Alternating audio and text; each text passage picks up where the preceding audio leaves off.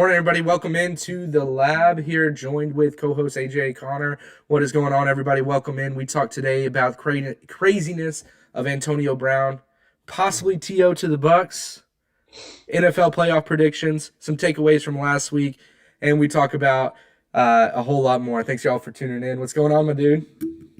Not a lot, just been surviving in my house for the past few days. So, Oh uh, yeah, for all you guys tuning in, AJ has survived. He is a survivor of the Ronas. Uh, he's as you yeah, can tell, thriving, thriving. trying No, to nothing will keep like him like a down on that. cold. It is Yeah, what it is. we got him. We got him. Well, glad you're okay, man. Glad it appeared to be somewhat a mild case. Yeah, Glad that you're here on the show for Sunday. I was not looking forward to possibly having to do this one on my own this week. Um, yeah, but got you, uh, man. but yeah, man, let's get into it though. You got to lead off, man. I can't not talk about it. Last week, we all see what happened in the Tampa Bay and New York Jets game. Antonio Brown throws his pads off, says, "Hey, I'm out of here. Fuck you guys." Dude, what's going on, man? What's going on with that? He's lost it. It's kind of crazy. We were joking about it on the off, like when before we were getting on the show.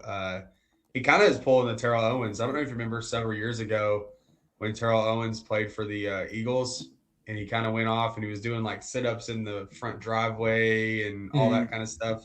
That I'm not going to play for the Eagles and all this kind of same thing, dude. Apparently, from all the reports, it sounds like Antonio Brown had an injury, and he had played the first half, and he told the coaches like, "I'm not going to go in." And so the coach was like, "You're going to play. You're not hurt. You're going to play." And he basically said, "Peace out, y'all. I'm not obviously." And you saw the video. Well, what something I'll bring up about this is I thought was pretty funny was he strips naked. He's basically like he's at the baby dolls club Hey, and throws everything into the crowd. some lucky He doesn't get fans. fined. Yeah, well, but he doesn't get fined. But CeeDee Lamb, his jersey comes untucked and he gets fined every time. So That double is, standards. yeah, that is true. That is, I didn't even think about that. Like the fact that he didn't pick up a fine for any of that. Now, is did they maybe not fine him because there was maybe like some clarity on if he was actually going to be on the team anymore? If he's not on the team, he's technically not an NFL player. Is he allowed to be fined at that Uh, point? Because he's technically part he's of the still, free agent pool. So yeah. I mean that he was still a player 2 or 3 days after. They that is didn't cut true. him until the middle of the week. True. So True. That is true.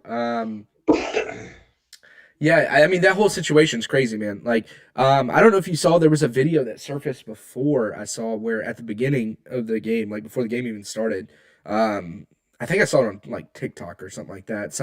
Somebody had posted there like this. We should have known this was going to be a problem, and so the Bucks are getting together at midfield, before the game, breaking it down. The Bucks on three or whatever, and the camera yeah. pans to the left side and there's AB down by the goal line doing his own thing, like not even with the team. So like there was already something going on. Then come to find out, AB's got OnlyFans model up in his room the night before. Man, I was watching Pat McAfee talk about that, and I was dying laughing because he was like, she infiltrated the NFL locker room, like they've got that thing like Fort Knox over there with all the security and everything like that. And he even brought up a good point though on AB's Insta earlier in the night. He had posted a picture with one of the security guards. I wonder if that was like his inside guy. It was like, hey, I'll get you a picture on Insta. Get a little clout for you. I got a little baddie coming through later. Just go ahead and let her in. Don't ask no questions, partner. It'd be all good. Or did she I Spider-Man scale the side of the building? she definitely. I think she repelled in and broke in the windows Yeah, she has SWAT with her. training. Well, the worst thing about Antonio Brown in that whole situation isn't the charades on the field. I don't think it's all the crap he's doing after. Like he's selling everybody out. Like he's talking about how Tom Brady can't win without him and all this stuff. And it's like, bro, dude got you a job. Like nobody was gonna take you, and he stuck his neck out on a limb for you. And you're sitting there talking crap about him. He's like he's on a podcast. I don't know what podcast he's on. It was Did the you see Nelk him? Boys. The Nelk Boys. He's They're like like they're this. like a great value version of like Impulsive, the Jake Paul show and stuff. I mean, they're good too. I like a lot of their shit. They're like the Canadian versions of Jake Paul, basically. But did you see him just leaning back with his sunglasses? Like, Dude, I think he was drunk. I think he was drunk. yeah, he had Like it. he like He went off on he was sitting. everybody. First of all, he's like you said, lean back. He's all, and then he's doing that. Yeah, so like it sounds like a drunk rant. Yeah, you know this is what it was. This is what it was. And then I told him, what do you mean? What am I supposed to do? Dude, he didn't make any sense. I couldn't follow along with him. I mean, the guy seemed like he was like he looked like he left the stadium, got a little bottle of something, and just started sipping, and has been having a good time since, Well, man. and he went to the Nets game the next day. Yeah, Like, going everywhere. And then, he don't give a did damn. he? Hey, did he attend Ben Roethlisberger's Monday Night Football game? I know that he had a video Um, came out where like he was like, "Man, y'all are crazy if y'all think Big Ben's done. He's way too competitive." He clearly ain't that close with Big Ben because Big Ben after Monday night was crying. You know that dude's yeah, done, man. yeah. Uh, but man, and then even To got in on the mix. Said, "Hey, I stay ready. Possibly To to the Well, Bucks for the playoff run."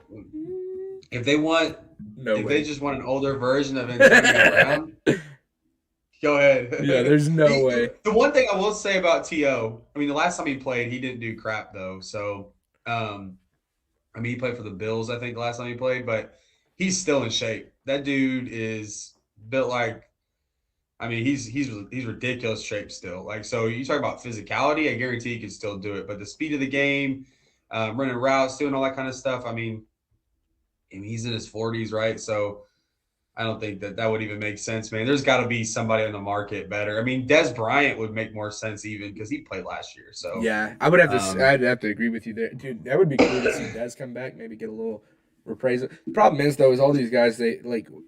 You stay in all the shape you want to stay in. Don't get me wrong. I'm sure To's in impeccable shape. He looks like he is. he is. He's He a is. freak workout guy. Like Yeah. he loves to kill himself in the gym and do. He always does all kinds of cool workouts too. I remember like at one point I saw like back whenever at the height of his time he was like doing like pool workouts and shit like Yeah. everything, man.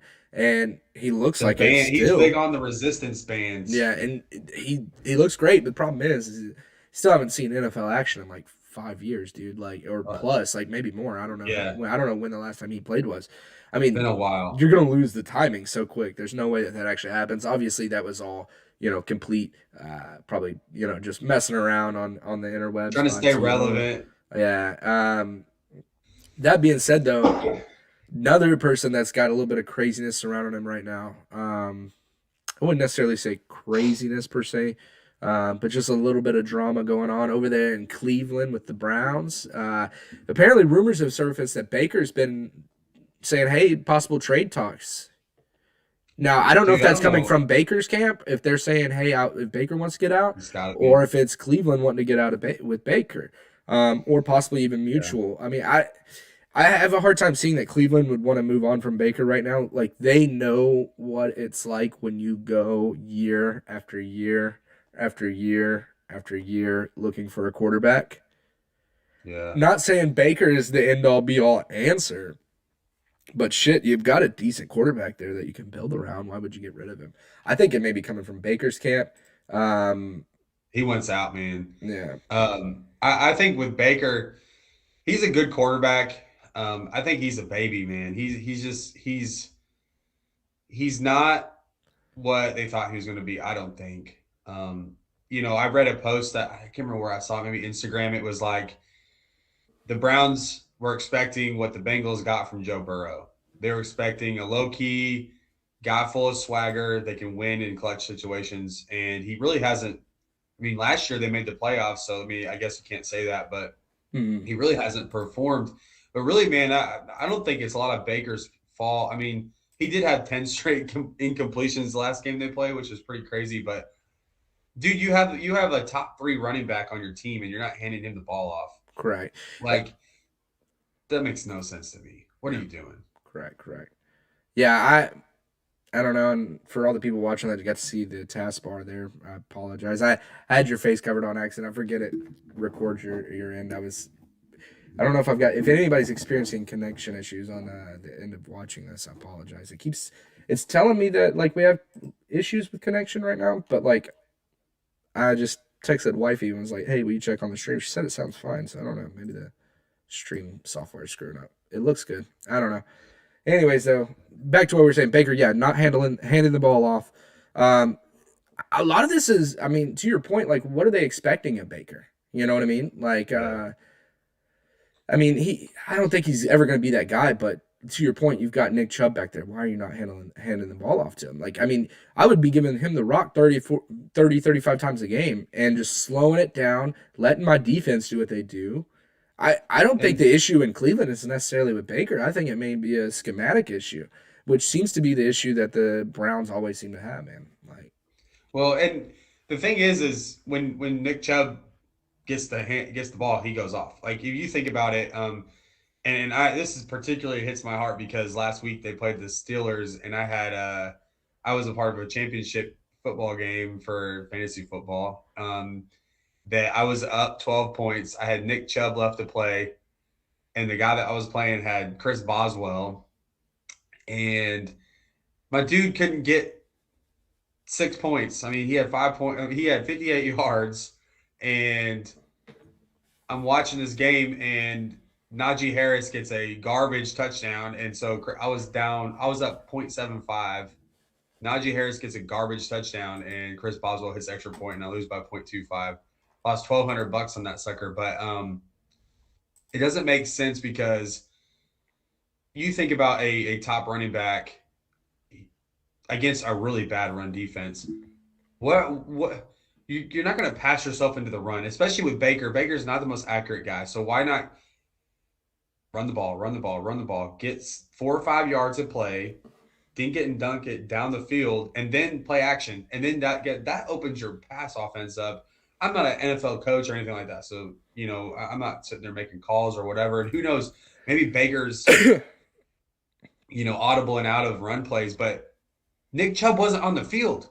Think yeah, about that. Like at the end of the game, number 30, I don't even know who this guy is. Number 30 for the Browns was the guy playing in the backfield, the not problem Nick is Chubb. that and the Browns weren't completely eliminated from the playoffs at this point. They very much were still alive. I mean, obviously when they lost to the Steelers, that ended all hopes and chances. Yeah, They were living on a thin margin at that point, but that was one of the few divisions that wasn't locked up as of last week. Now, obviously the Bengals locked that shit down last week. Playing absolutely phenomenal. But before we move on, to the Bengals, the Browns, man, to your point, like I think that they've got an issue up organization here. wise. Yeah, there's something in the organization that's messing them up. I don't know if it starts with the coach and the shit he's calling, but to your point, it doesn't look like he's Hey, um I got schematically some calling. breaking for you. I got some Oh, breaking uh oh, news for breaking you. news. Breaking news on this Sunday morning Steve, from our NFL insider AJ Connor. What's going on, man? What do we got? What do we got? yeah, I wish. So the Broncos just fired Vic Fangio, Oh their head shit. coach, after last night's awful loss. Was it because they kicked the field goal on fourth down instead of going for it at the end there? Like, what the fuck are you I don't doing? know. Like, why would you kick He, that? so he answered that question, and we'll get back to the Browns in a second, but he answered the question. He's like, a lot of you are saying like, why would you not go for it on 4th and 9, whatever. He goes, well, analytics and stuff. That's literally his answer. It's like, come on, man. Like Curious. you get trained in media. Did he Don't know? say analytics and stuff. Did he know he was getting shit canned before the game last night? I mean, he has to know he's getting shit canned anyways. So if that's the case, maybe a little bit of sabotage on the way out. Because to me, it Well, makes no sense why they would kick the field goal. I didn't even realize they kicked the field goal at the end there. Like I had looked away, and then I realized the Chiefs had the ball again. I thought they went for it on fourth down because so the way that ended, obviously they're driving the field, they hand the yeah, ball off, force a fumble, scoop and score to the house. Chiefs are they're up up. 7 minutes to go. The Broncos drove back down again, Yep, yep. and we're In fourth looking, and nine. yeah, 4th and 9, and they kick a field goal. They're down by 4, right? Yep. Why the fuck are you kicking a field goal at that point? Well, yeah, and there was still like 3 or some minutes left. I don't know how much time was left on the clock. I don't. That's Well, I would rather give my offense the opportunity to go get it done right then than to kick a field goal, not and get give it Patrick done, Mahomes the ball. and give Patrick Mahomes the ball. Yep. I mean, Yeah. what are we doing here, No. man? Like, yeah, Hey, that's real why his quick ass though, got fired. He makes dumb decisions like that. I want to give you a tinfoil hat situation for the Browns. I want to circle back to the Browns real quick. Oh shit. Tinfoil hat here. All right, just hear me out. Watching the Steelers Browns game. I was the biggest Browns fan on the planet last week because I needed that win. You know, um, I watched at least 5 different receivers drop easy balls. Okay, listen, For the Browns. for the Browns. Okay. Austin Hooper, Nick Chubb. I don't even know who else they have. Jarvis Landry dropping passes, right? What if Baker is so toxic in that locker room that these fools are losing on purpose? They hate Baker. That is it. Yes. They're tired. Yeah. They're tired of seeing him on all his commercials, and Yep. clearly he's not practicing enough. You know what I mean? He's Well, too busy. he lives in the stadium. He lives You in the know that. stadium. They're tired of it. The stadium's falling apart. He's clearly The not keeping up smells. with it the way he should as a homeowner. You know, I mean, Yeah.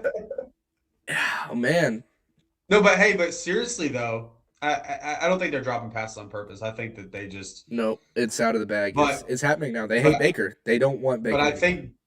I think that's true. I think Baker is. I'm not saying that they drop passes on purpose, but I think it is true. They do You've not like convinced me. Baker. I think I think Baker knows he's lost the locker room. We all see how they play. They've lost the locker room. They're talented enough to not be that bad. Correct. Their O line played like crap, and their O line's been good all season. So they have the best defensive lineman on the in the country on their defense.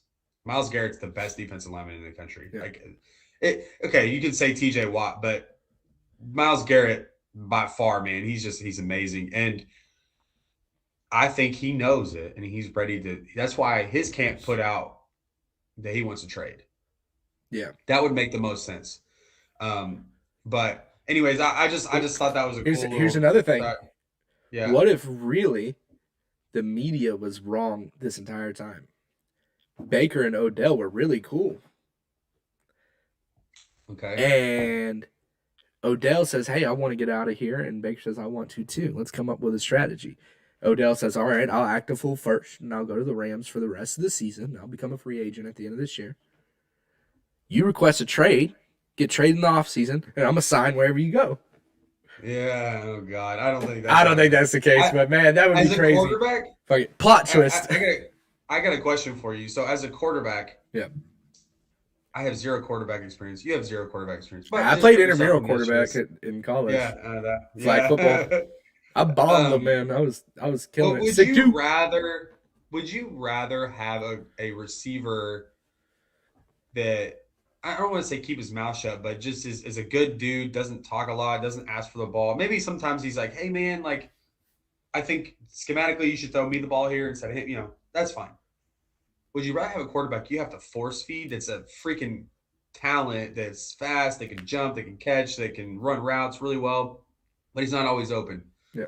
Would you rather have a receiver like that or a receiver that's average at best, but produces, you get him the ball, that kind of thing? What would you rather have as a quarterback?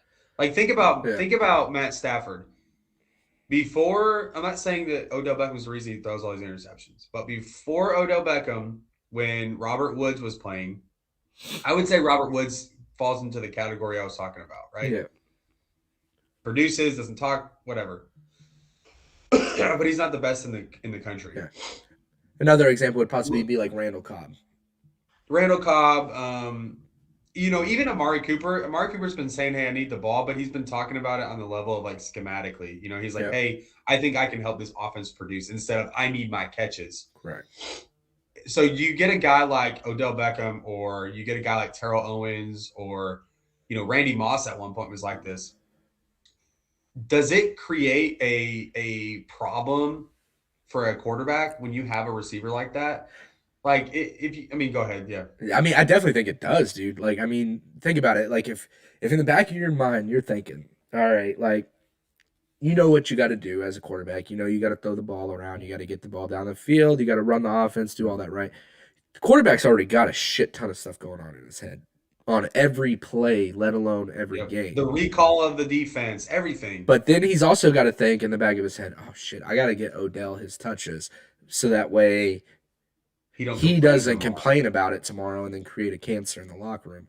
I would have to say now the thing with Odell is a little bit of a different story because I don't necessarily think he is your average per se receiver, such as your Randall Cobbs and stuff. Amari would Yeah. probably be a good comparison.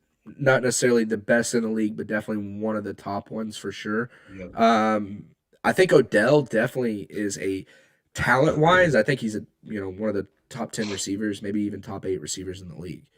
No doubt. His The talent stats, his wise. stats aren't going to line up right now with that comparison, but at the same time, though, the reason why he's able to act the way he is and go to another Because he's team is talented. because he's talented. But the problem is, to your point, like what do you sacrifice to bring that guy in the room? You sacrifice locker room chemistry. It seems like every team that wins a Super Bowl has some type of chemistry amongst them. You don't usually see teams without chemistry make it far. I mean, look at the Green Bay Packers. They've had some of the best teammate chemistry over the past couple years, and they still can't get past the NFC Championship game as of the past 2 seasons. And they chemistry wise amongst the team, maybe not with the front office, but amongst the team, very great. But the Yep. problem is like to your point though, like if you take out that team chemistry with the Packers, they're nowhere near the caliber team they are. Like, because let's face it, who are the stars on that team really? Aaron Rodgers, Devontae It's a big Adams. star though. Well, yeah. But Aaron Rodgers, Devontae Adams, and next best player is Aaron Jones. Not to knock on Aaron On the Jones. offense. Yeah, on the offensive side, right? So you take I away would the say chemistry. Bakhtiari is probably there. Yeah, He's been hurt. take away the chemistry though on that offense. Say I know Bakhtiari hadn't really been playing this season because of injury, but say Bakhtiari and Aaron Rodgers don't gel like they should. Or Aaron Rodgers and even better, Aaron Rodgers and Devontae don't gel as they should. Say Devontae, I need my fucking touches. I need them, right? Yeah. Yeah. But him and Devontae, they say they don't gel like they should. Well, they're not going to have those nonverbal cues that they have to, hey, on this route, I'm going to do this. On this route, I'm going to make this slight adjustment to do that. So when you take away chemistry, you take away a lot more than just the talent in that locker room. I don't think Odell's worth the sacrifice on it, especially if you've already got people. Like, think about it. Like, I don't understand why the Rams brought him in. I get they're replacing Robert Woods, but you still got Cooper Cup, and so you're still good That's there. all you need. That's all you need. Jefferson. Yeah, I mean, I didn't even know who else to say after him. I kind of went blank there, but I that's all you need to say. And then their defense is Yeah. good, like or their paper good at least, like Well, and the reason I thought about that is because I watched. I don't know if it was the second week Odell was playing for the Rams or whatever, but they were showing Sean McVay mic'd up, and he was telling. He was talking to Matt Stafford maybe, and he was like, "Just throw it. Oh, he's gonna get open. Throw him open, mm, basically." And I'm like, man, like I get that schoolyard BS every once in a while, but yeah, like that. Man, I don't know because like if the defense, I'm not going to throw somebody open yeah, if the defense is shading towards him. correct, They can't shade towards the slot receiver because what that does is that brings everybody up, correct, And so if Cooper Cup's playing in the first 10 yards of the field, that first level, he's going to get his touches and he makes things happen. That's the difference correct, between him and he runs his routes to get open instead of Matt Stafford throwing him open correct. And that's the same with every great receiver in the league right it, now. you know what? It may have a high yield of reward. You may get a bomb touchdown, but I just think the risk of throwing interceptions is too high. And you've seen it. I'd say the past 5 weeks, there's been a couple games where Matt Stafford has had more than 3 interceptions. Yeah, Now they've won when that has happened, correct. but thank Throw, God they have the best receiver in the league right now, and thank God they have one of the best defensive tackles in the league, the best defensive tackle in the league. throwing that To many support that. interceptions in a game is okay in the regular season. In the postseason, that's gonna get your ass Yeah. beat. And the only exception to that rule is fucking Tom Brady in the NFC Championship game last year. I don't know what happened with Yeah. that. Our defense played lights out. That is one of the few times in Aaron Rodgers' career that I can say he did not deliver when he should have. Like, I mean, he wasn't terrible, but we weren't capitalizing on turnovers. But it's Majority of the not like time, though, that's not the case in the playoffs. If you force 3 turnovers in the playoffs, you're usually going to win yeah. the game. Yeah, if you win the turnover battle, you should win. But like to be fair to Aaron Rodgers, that front seven for the Buccaneers last year Oh, they were lightning. was incredible. Yeah, I mean, Levante David and Vita Vey and those guys were just out there. yeah, They were killing. They were on a mission. And the difference between I'll tell you last year, the one thing for Brady is they had a perfect combination of receivers. You had Gronkowski, who is a red zone threat every time.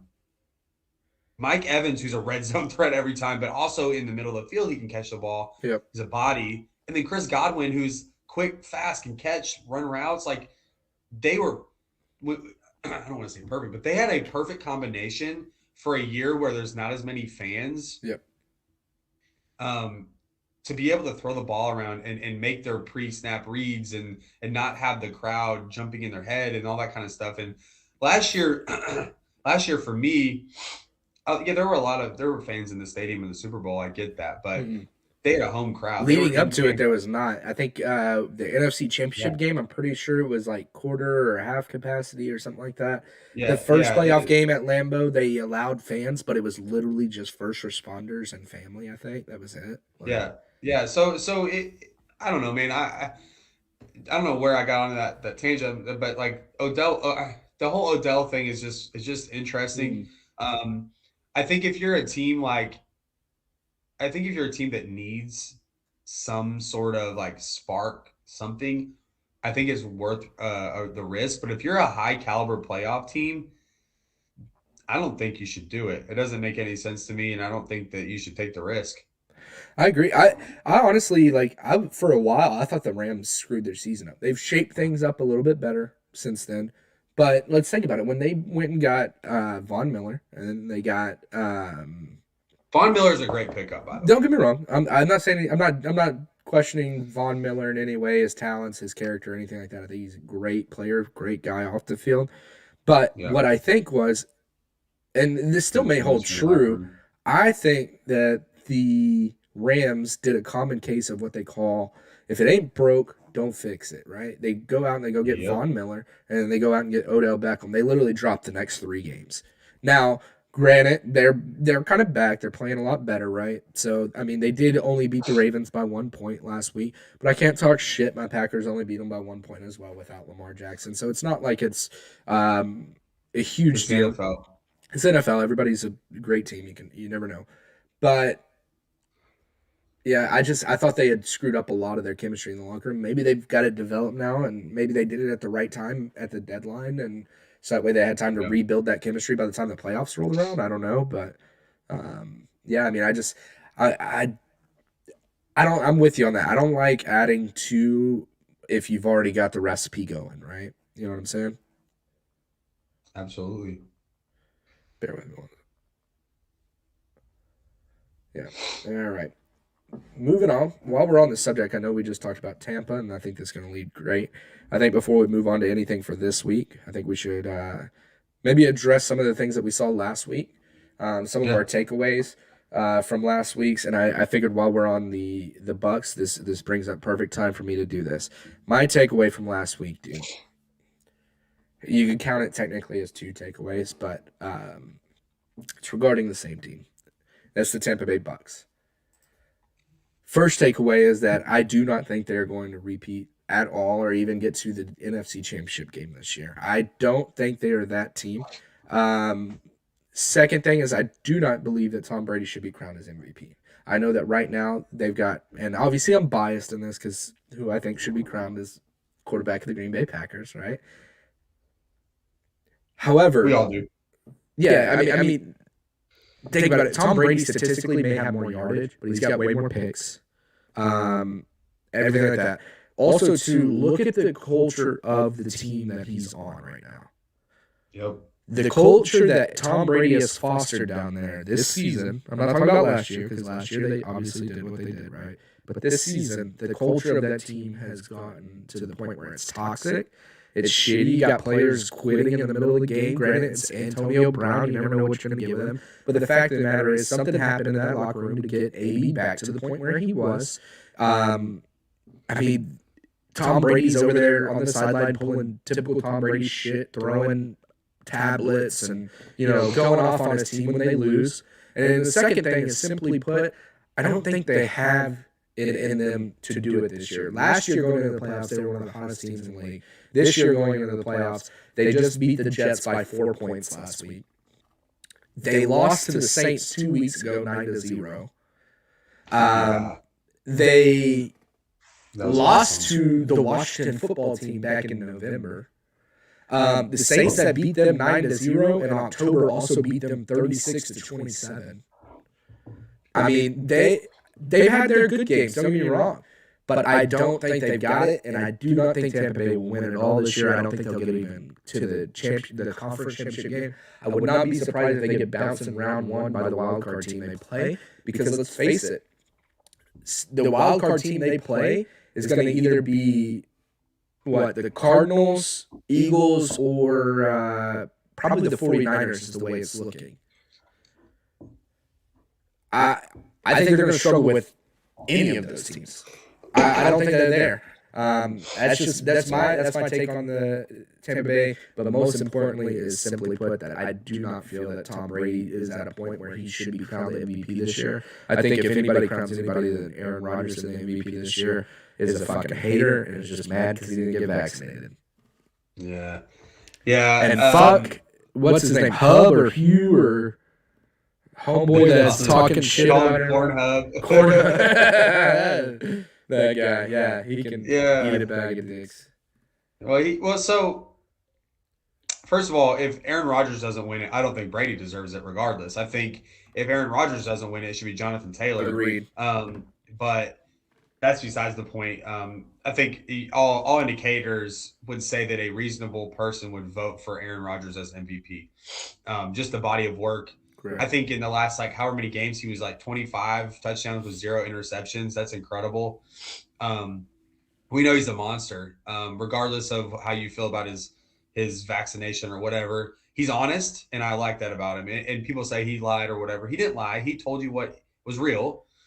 He's allergic to the vaccine, and is what it is, right? So move on, move along. I think it was the immunized comment that got everybody upset. But the problem is people are taking it completely out of context. If you go back to his explanation at that time, whenever he said that, he had gone through a different type of treatment. I don't know what that treatment was, but based on him, I was about to say, based on his personality and the way he treats his body, it's probably a holistic approach. And then during that time, he fully believed that it works. I'm sure he still fully believes that it works. But the thing is, though, is during that time, the NFL was saying, if you're not vaccinated, you got to do this. He was going through an appeal with the NFL during that. Yeah. If you're trying to win your appeal about being categorized as vaccinated based on a different approach, would you really go on national television and be like, yeah, no, I'm not vaccinated, but I did this shit, and then hope that they still give you the appeal? I mean, it was a long shot for him to get the appeal in the first place. But then if you turn around and think about it, once he lost his appeal, followed every protocol except for the one, which was in the media sessions being unmasked, which is crazy. It took them 8 weeks to finally find him for that. It was only because he actually got COVID that they fined him for that. But he lied to the media. He did not lie to the league. He did not lie to the TV or anything like that. If you even want to call it a lie, I wouldn't even call it a lie. It was if you put it in context, he was under the understanding that he should be treated as such. Yeah. But I love his comment though in the presser the other day. He said something along the lines of he was talking about Hub or whatever the fuck his name is, and talking about him being a bum. And he goes, if that's the way we're going to vote, why don't we put an extra letter in it? We be the most valuable vaccinated player, MVP. Yeah. So, and I'll get back to the MVP part of it. And then the Buccaneers. I think let's go to the Buccaneers first. If the Buccaneers have Chris Godwin, I think they're still in the conversation. Chris Godwin's going to be out. He's out for the season. I believe. And I think Chris Godwin adds an element to that offense that they desperately need. Like I said before, they have a couple red zone targets that are automatic, but you have to get to the red zone. And Chris Godwin is the middle of the field type player. He's going to get you your 25-yard catch. He's going to get your 15-yard first downs, all that kind of stuff. So I think that they're not there now. I don't. Now, contrary to what you said, I don't think they'll lose in the wild card round if they play the Eagles and 49ers. The reason I say that is because the 49ers and Eagles both are run heavy offenses. Mm-hmm. 100% designed around the run. They want to bully you. If the Buccaneers no, if the Buccaneers are 100% healthy on that front seven, I doubt they get bullied, especially by that run game. Mm-hmm. Now, the difference is I think the 49ers could beat them because of what they have otherwise. Deebo Samuel's an absolute monster. Brandon Ayuk's coming in on his own.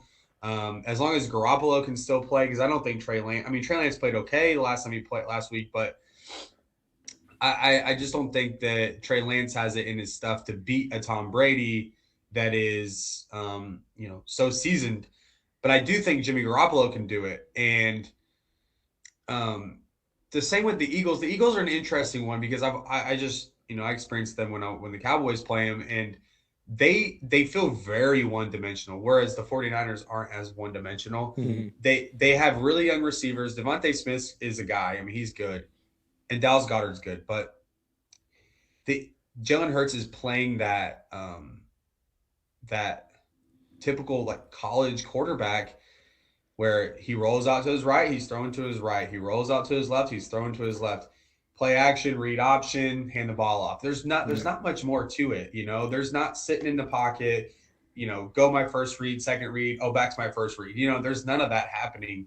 And unless it's snowing and 25-mile-an-hour winds, 30-mile-an-hour winds, which if they play in Tampa, that's not going to happen. No, it could be raining and windy though. Could be raining and windy. Yeah, but like I said, I just don't think the Eagles are very complete. Their offense, may be able to run the ball very well, but they're very similar to how the Ravens operate. Whenever they have their running backs. I think with the wild card more so than anything. I think if they're playing the 49ers, that's where that loss is going to come from. I agree with you on that. I don't know if the Eagles get it done unless they just kind of happen to come out and just catch fire that game. You gotta have swag, which could happen. I mean, like the Eagles have been, other than last night, obviously they've been putting it together. Which we'll get to last night's game here. So let me give you my takeaway real quick. Yeah. So kind of switching gears, to a young quarterback and a young developing team. My takeaway from last week is the Bengals are real. They've been up and down, somewhat this season, which is expected in the AFC North. Yeah. But they beat the Chiefs by 3 last week, right? So that's a big deal. And the reason I say that is because Joe Burrow is the dude. He's legit. His offense is legit. His defense is good. He has every bit of the makings of making a playoff run this year. I dare to say it, if they don't have to play the Buffalo Bills or the Chiefs again, I think that they have a chance to make it to the Super Bowl. Mm-hmm. And they have it in them to beat the Chiefs. The problem is they beat the Chiefs too early. Correct. They beat them once, and I don't know if that's going to happen again. Yes, so exactly. And so the reason I say that is because that offense is incredible. Yeah. I mean, everybody talks about like the Cowboys 3 receivers, the Buccaneers 3 receivers. Like, yeah, that's cool. That's cute. But Jamar Chase last week was unstoppable. Over 200 yards receiving. Yep. 3 touchdowns. Like, what? And then 2 weeks before that or 3 weeks before that, T. Higgins had the same type of game that Jamar Chase did. And mind you, Joe Burrow is throwing it to not just those two guys, but he's got Tyler Boyd, he's got Uzama, he's got Joe Mixon in the backfield, and then offensive line is gelling. I've never seen a Bengals team look like this. And Like they go into a game and I'm like, yeah, they could win. Like they might win because they're that good. Jamar Chase is one of the best rookie receivers. He's rookie receiver, yeah, one of the best rookie receivers I've seen in a long time. Jalen Waddle over in Miami would probably say something about that, but I really don't think you can touch him. And T. Higgins is incredible. Yep. I always thought T. Higgins was I don't know why I thought he was just kind of a lame duck or whatever, but this year he's been crushing it. Mm-hmm. And then Tyler Boyd is a great third option, and Uzama's playing well. I think adding Jamar Chase into that receiver room was one of the best decisions they made on draft night. Not only is he a badass receiver, but you have instant rapport with Joe Burrow as soon as he's on the team. Two, he's a hell of a receiver, phenomenal receiver. You talk about how T. Higgins seemed like a laying duck sometimes, or a sitting duck sometimes, right? Or just didn't seem to really get going. Well, shit, when he's the only receiver out there on the field, no disrespect to Tyler Boyd, but I mean he's good, but he's not good enough to where he's gonna attract a lot of attention from the other team's defense like Jamar Chase does. So in turn, Jamar Chase now attracted more attention. Then they can't forget about Tyler Boyd. That's why I said it's no knock on him that he doesn't attract the attention. You can't forget about him, but you didn't have to pay him the attention you paid Jamar Chase. So you got him, you got Jamar Chase, and you can't forget about Boyd. Now you've got T. Higgins in a lot of one-on-one situations. Then throw in Uzmata or whatever the hell his damn name is. Uzmata, he reminds me of TJ Huzmandata. They used to call they had a couple of announcers that would be like, TJ, who's your mama? I remember that. Back in the Chad Johnson days. Yeah, but back to the Bengals though, man. Even just looking at their games that they've played, their body of work this year.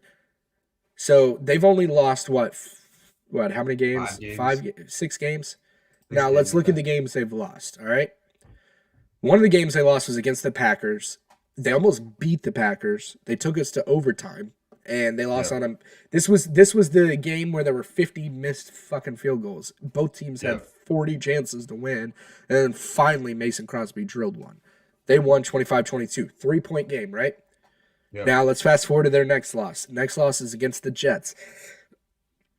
Bad to lose against the Jets. But a lot of people have lost to the Jets. So the Jets have been the sneaky team this year. They're not that good, but they're good enough to pop up on your ass on a Sunday morning and hit you in the mouth. Them and the Texans both. And let's look at that score though. The game was close. They lost 34-31. So far both their games they've lost 3-point games. Then you go down to they lost to the Chargers. That's a bad loss. They lost 41-22 that game. Shit happens. The Packers also lost to the Saints 38-3 at the beginning of the season. That's crazy how everybody's forgotten about that with the good play. This season's been crazy.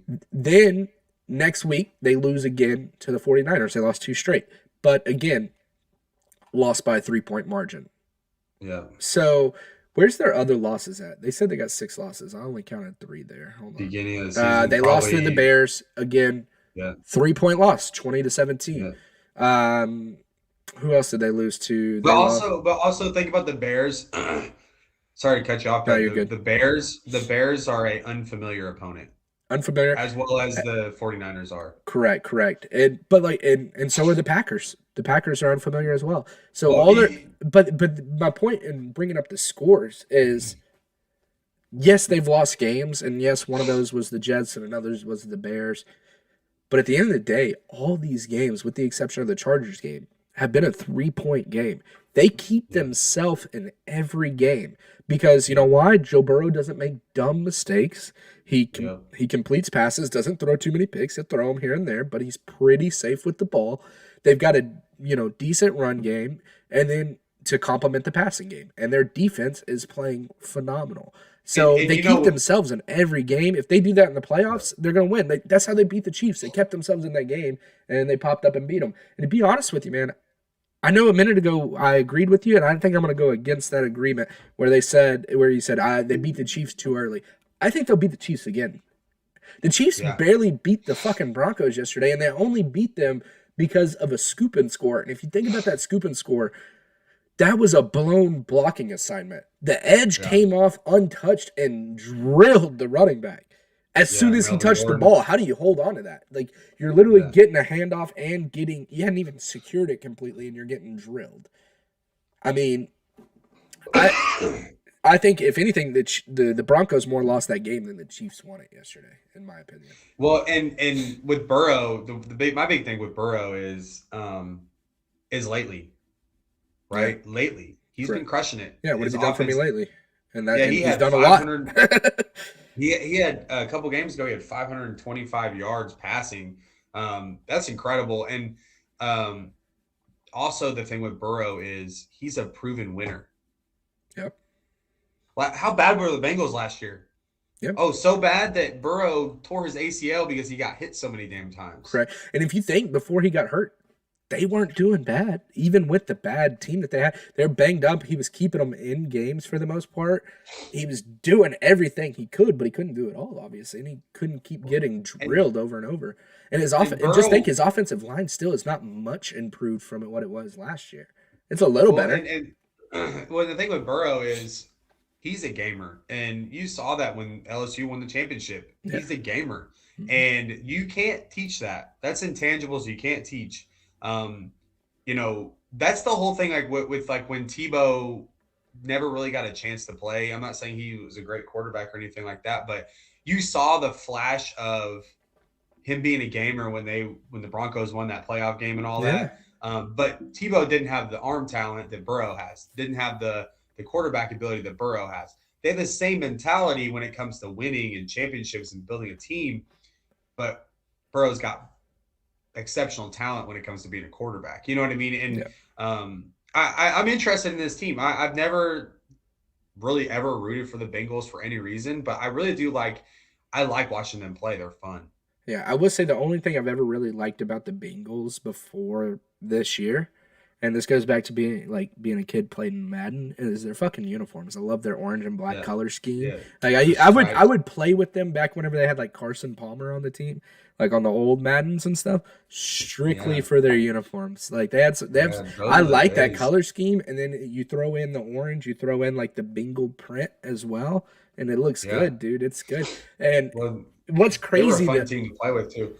My thing is though is like this team, and I bring up the show that we watch all the time, the McAfee show. That dude is always ragging on their facilities, man.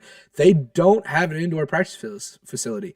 To give you a wild comparison, a lot of you guys that are not from this area of Texas may not know who it is, but I know that you'll know exactly who this is as soon as I say it. Quinlan Ford has an indoor practice facility. Oh, it's nice too. Sulphur Springs does too. Yeah. Why do the Bengals not? Like, come on, man. Yeah. Like, dude. Oh man, like A&M Commerce has nicer facilities than the fucking Bengals do. Yeah, that's saying a lot. Like, I mean, come on, man. Like, how do you not have an indoor facility for those guys when you're in Cincinnati? You know, to be honest with you, like Texas would maybe make sense, right? Like, if Jerry said, "Hey, I'm gonna cut some costs around here," they don't need that indoor practice facility. It's always nice weather here in Texas. Except Jerry's more like, let's build the most expensive one in in the world where Jerry is a penny pincher and not an extravagant, like Jerry's out there saying like, hey, I got a yacht that fits 10 football fields. We'll put the damn practice facility there. I don't care. That's where we're doing camp at next year, is on the yacht.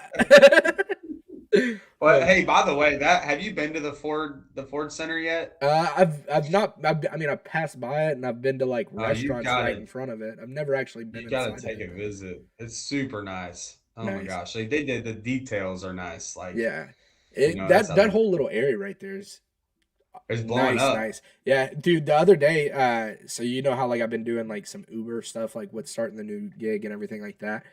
For all y'all listening, I've been driving a little bit with Uber on the side just to kind of help transition to my real life job.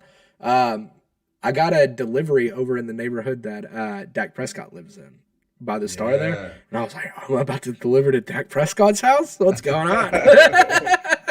I was Some hoping. rando. I was hoping it maybe be his neighbor, and I'd see him out there, and I'd be like, "Hey, fuck the haters!" Like, just even though I'm one of his biggest haters. Yeah, he probably don't even care, man. Oh, he don't. I mean, if I made as much money as him, you could hate on me all day long. I would never listen to you. I'd be like, "Oh, what's that? I can't hear you. The money's talking." Well, what's funny is Dak Dak went to high school right down the road where I live. Where's? He's from Houghton, Louisiana. Oh, that's right. That's right. That's right. I forgot he's Yeah, from he's a. It's real interesting because you would think you're in Saints country in Shreveport, but you're really in Saints Cowboys country. Mm-hmm. You're closer to the Cowboys stadium than you are to New Orleans, and they love Dak here. Mm-hmm. Like he's their prodigal son. You know, he's the guy they love. Yeah, I feel like this area has a lot of Saints fans too, like in Texas, because of two reasons. One, we're so close in proximity, but something that I remember a lot is a lot of people relocated here from Katrina. They were Yeah, refugees from yeah, Katrina, and because the reason why I remember that, because I think I want to say we were in middle school when that hit, but I remember yeah. there was a kid that came to Anna, 7th grade. and he was like diehard Saints fan from New Orleans, like all that shit, man. So like it's crazy. Like this is how the NFL fan bases build, right? Like people, like I'm sure the Packers fan base and the Cowboys fan base didn't grow to what it is by just people staying local. What happens is you grow up in the area, you move, you're now a fan in a different area, you then pass it down to your kids or whatever the case may be, or you're just a situation like me where my dad was a fan, so became a fan of the Packers. He was only a fan of the Packers because we couldn't stand the Cowboys. So, I mean, it's kind of hit or Well, miss. Sometimes you just pick your team, but sometimes these fan bases grow because you have people that move away from wherever they're from and they keep that yeah, allegiance they and then they spread it. infect other people. It's like fandom coronavirus infecting other people. Well, dude, in Chicago, like near Illinois, like I had a bunch of friends that were Packers fans. Every once in a while, you'd see some Colts fans. You'd see, I mean, there's a lot of Bears fans, I but saw a lot of Packers fans when I was in Chicago back in October. but When I toured yeah. Wrigley, there was a dude touring Wrigley with me that was in full Packers get up. Well, if you think about it too, it also depends on who's winning a lot. People are True. if Fair. they're a local team and they're fair weather fans, and there's another team that's kind of close that's really good, they're probably going to go for that team that's really good. True. True. That is And the true. Bears haven't been good since Because '06.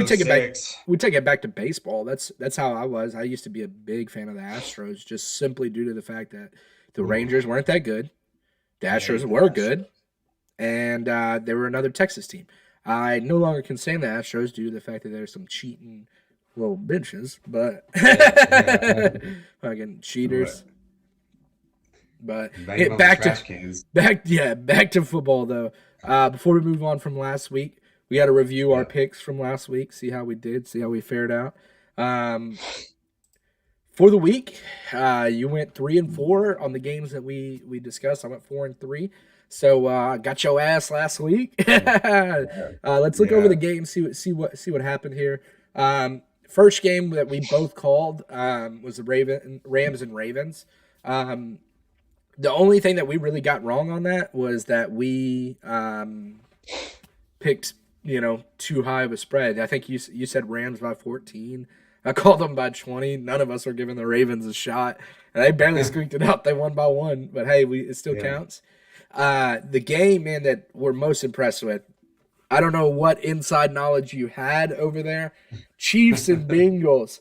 I thought the Chiefs were going to absolutely wreck the Bengals. I called Chiefs by 14. Boy, was I wrong. But, man, were you spot on. Bengals by 3, 34-31. Bengals win. That was hell of a call, man. Hell of a call. Thanks. What inside information did you have on that? Who told you? It- Did Joe Burrow me- give you a call before the game, say, hey, we're going to Yeah. make them think they're going to win, and they're going to win it at the end? Like, what happened, man? Me and him are buddies, man. Yeah. Oh, Ryan, the LSU fan, hooked y'all up, gave you swap numbers, everything. Yeah. Gotcha. I live in Louisiana, so come Oh, on. that's now. right. That's right. Yeah, but you didn't live there whenever he was there. You were still up in fucking the tundra of North Dakota. Let's not talk about it.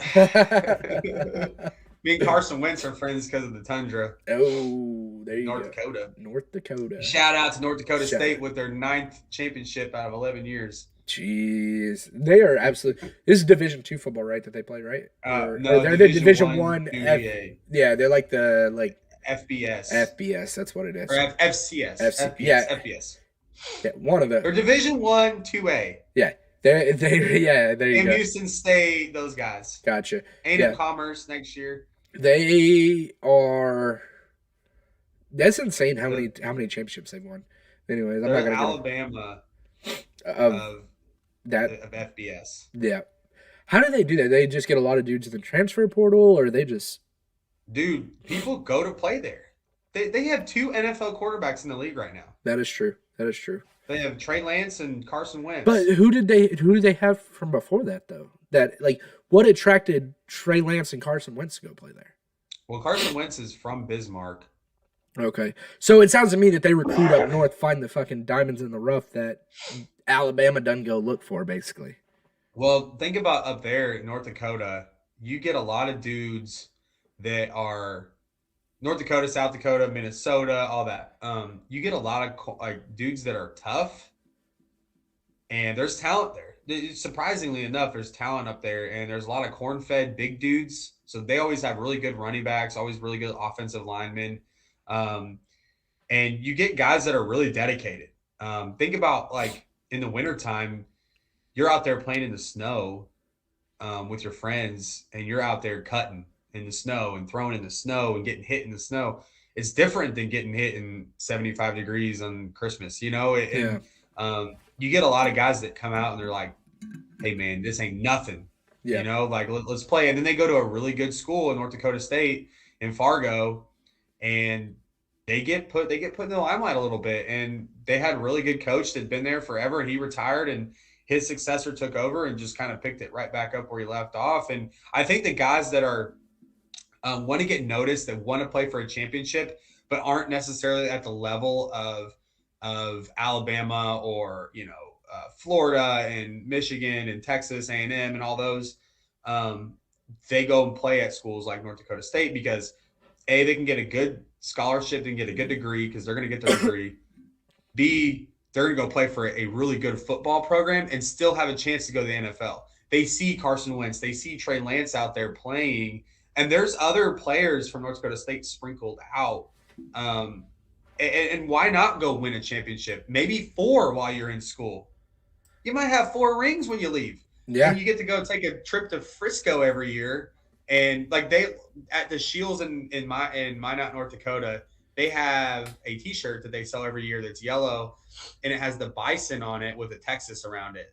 Because it's always cool. being played at Toyota Stadium in Frisco. Yeah, there, yeah. I saw some of the people. I saw a couple of cars in the area. It's I used to live obviously in that area before I moved to where I'm at now, out here in East Texas. But whenever we were living up in the Colony, which is right next to Frisco, there, dude, we would see just once the championship rolled around, always North Dakota State people. They travel, man. They travel in packs for that game, and I'll never forget. We went out to eat at Texas Roadhouse. Shout out, great rolls. When we go there, and they had like a fucking it was like one of those it looked like an old church bus that had been converted to like a RV, and it was fully decked out in North Dakota State. Like, I mean, it was green and yellow and had like the bison all over it, flags flying. Like, it's crazy how into it the North Dakota people are. But I mean, when you create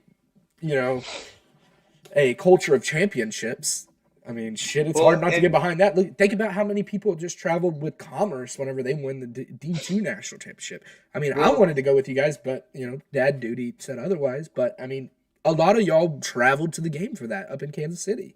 Well, think about this, too.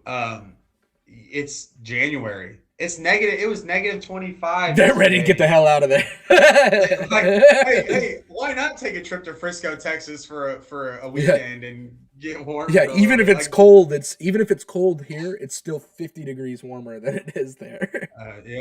I'm 75 degrees warmer. If it's 50 degrees here, it's 75 degrees warmer than over there. That's insane. That is insane. Yeah. I don't see how you choose to live there, but hey, different strokes, different folks. But it is what it is. Yeah. That is too cold for my liking. Moving back to our record from last week. Sorry.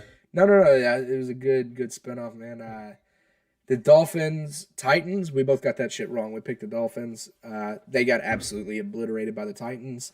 That was a feel good pick, I think. I think that was, like, I think we were being misled by the Dolphins.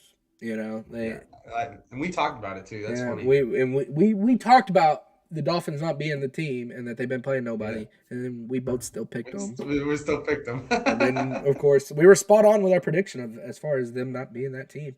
Raiders and Colts, we both picked the Colts. We lost that one. They got beat by the Raiders. I was really surprised by that. I really, really wanted to see the Colts make it to the playoffs, and I think that loss pretty much cemented them as not making the playoffs, right? No, they still have a chance.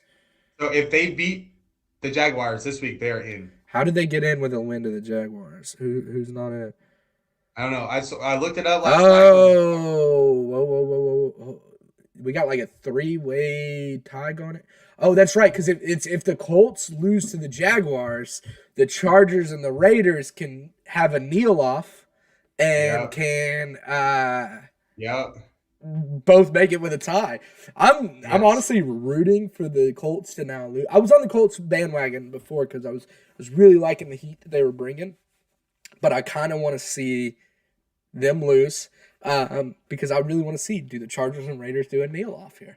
I don't think they will. I think NFL players are way too competitive for that. But if they lose, there's still 2 wild card spots up. So if they lose, they could still technically make it because the Raiders or the Chargers, one of them is going to lose unless they both decide.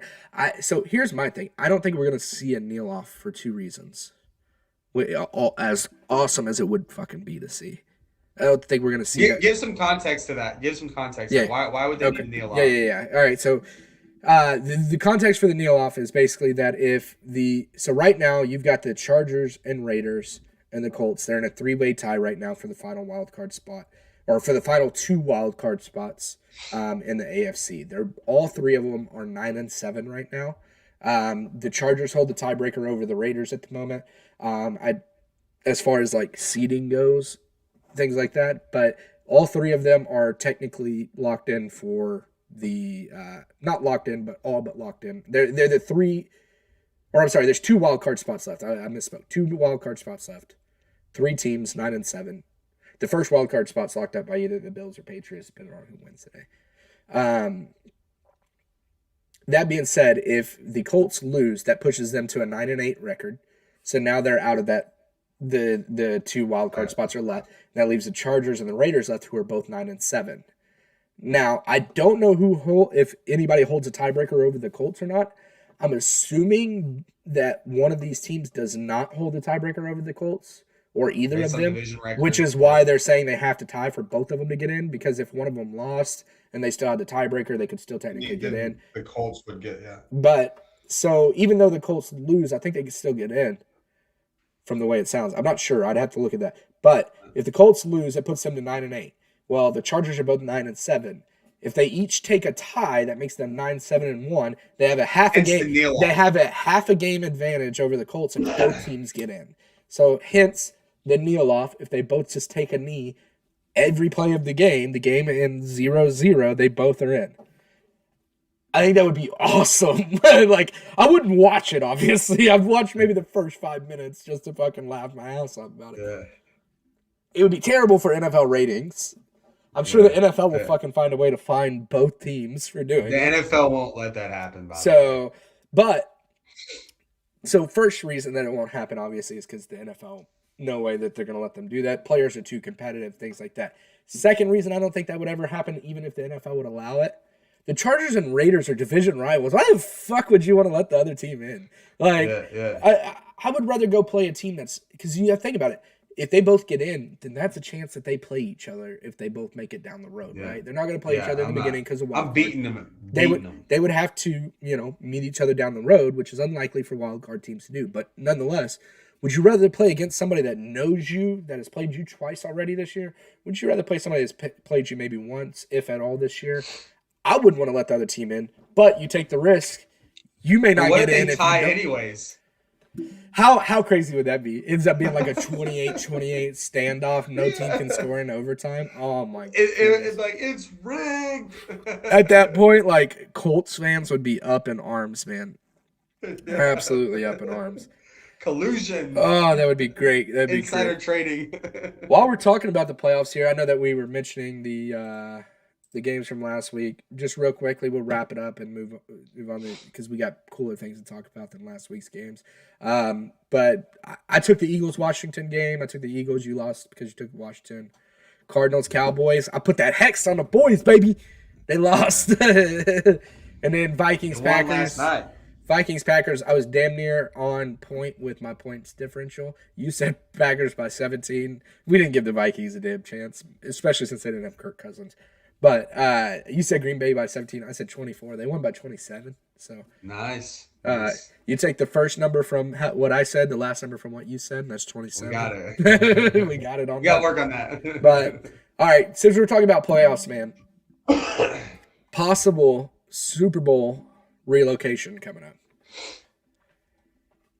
Obviously, the Super Bowl is scheduled to go to LA this year at SoFi Stadium. Oh, Omicron is making its appearance and it's spreading through everybody like wildfire, as you and my wife can both attest to. Yeah. That being said, though, do you really think there's a chance that this Super Bowl gets relocated over this? I mean, they would have to shut down the city. I think if they're so I don't know if a shutdown's necessarily coming, but I could definitely see like them possibly trying to say like a reduced capacity. If I see a reduced capacity, it's getting relocated. Yeah, it really just depends on what the mayor, governor, I think mayor of Inglewood is what it would be in Los Angeles. Gotcha.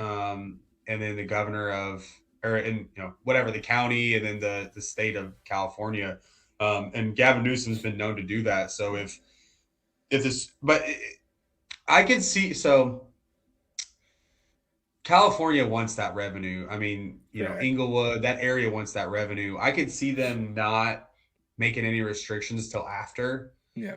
But it sounds like, so luckily the NFL might get lucky on this, and that it's 2 weeks into February this year. Like it's February 14th. I think it's on Valentine's Day. Ain't no wife getting taken to dinner that Sunday. That's for damn sure. Yeah, so my wife better hope the Packers ain't playing in it. But I think the NFL might get lucky in the fact that I was reading that the Omicron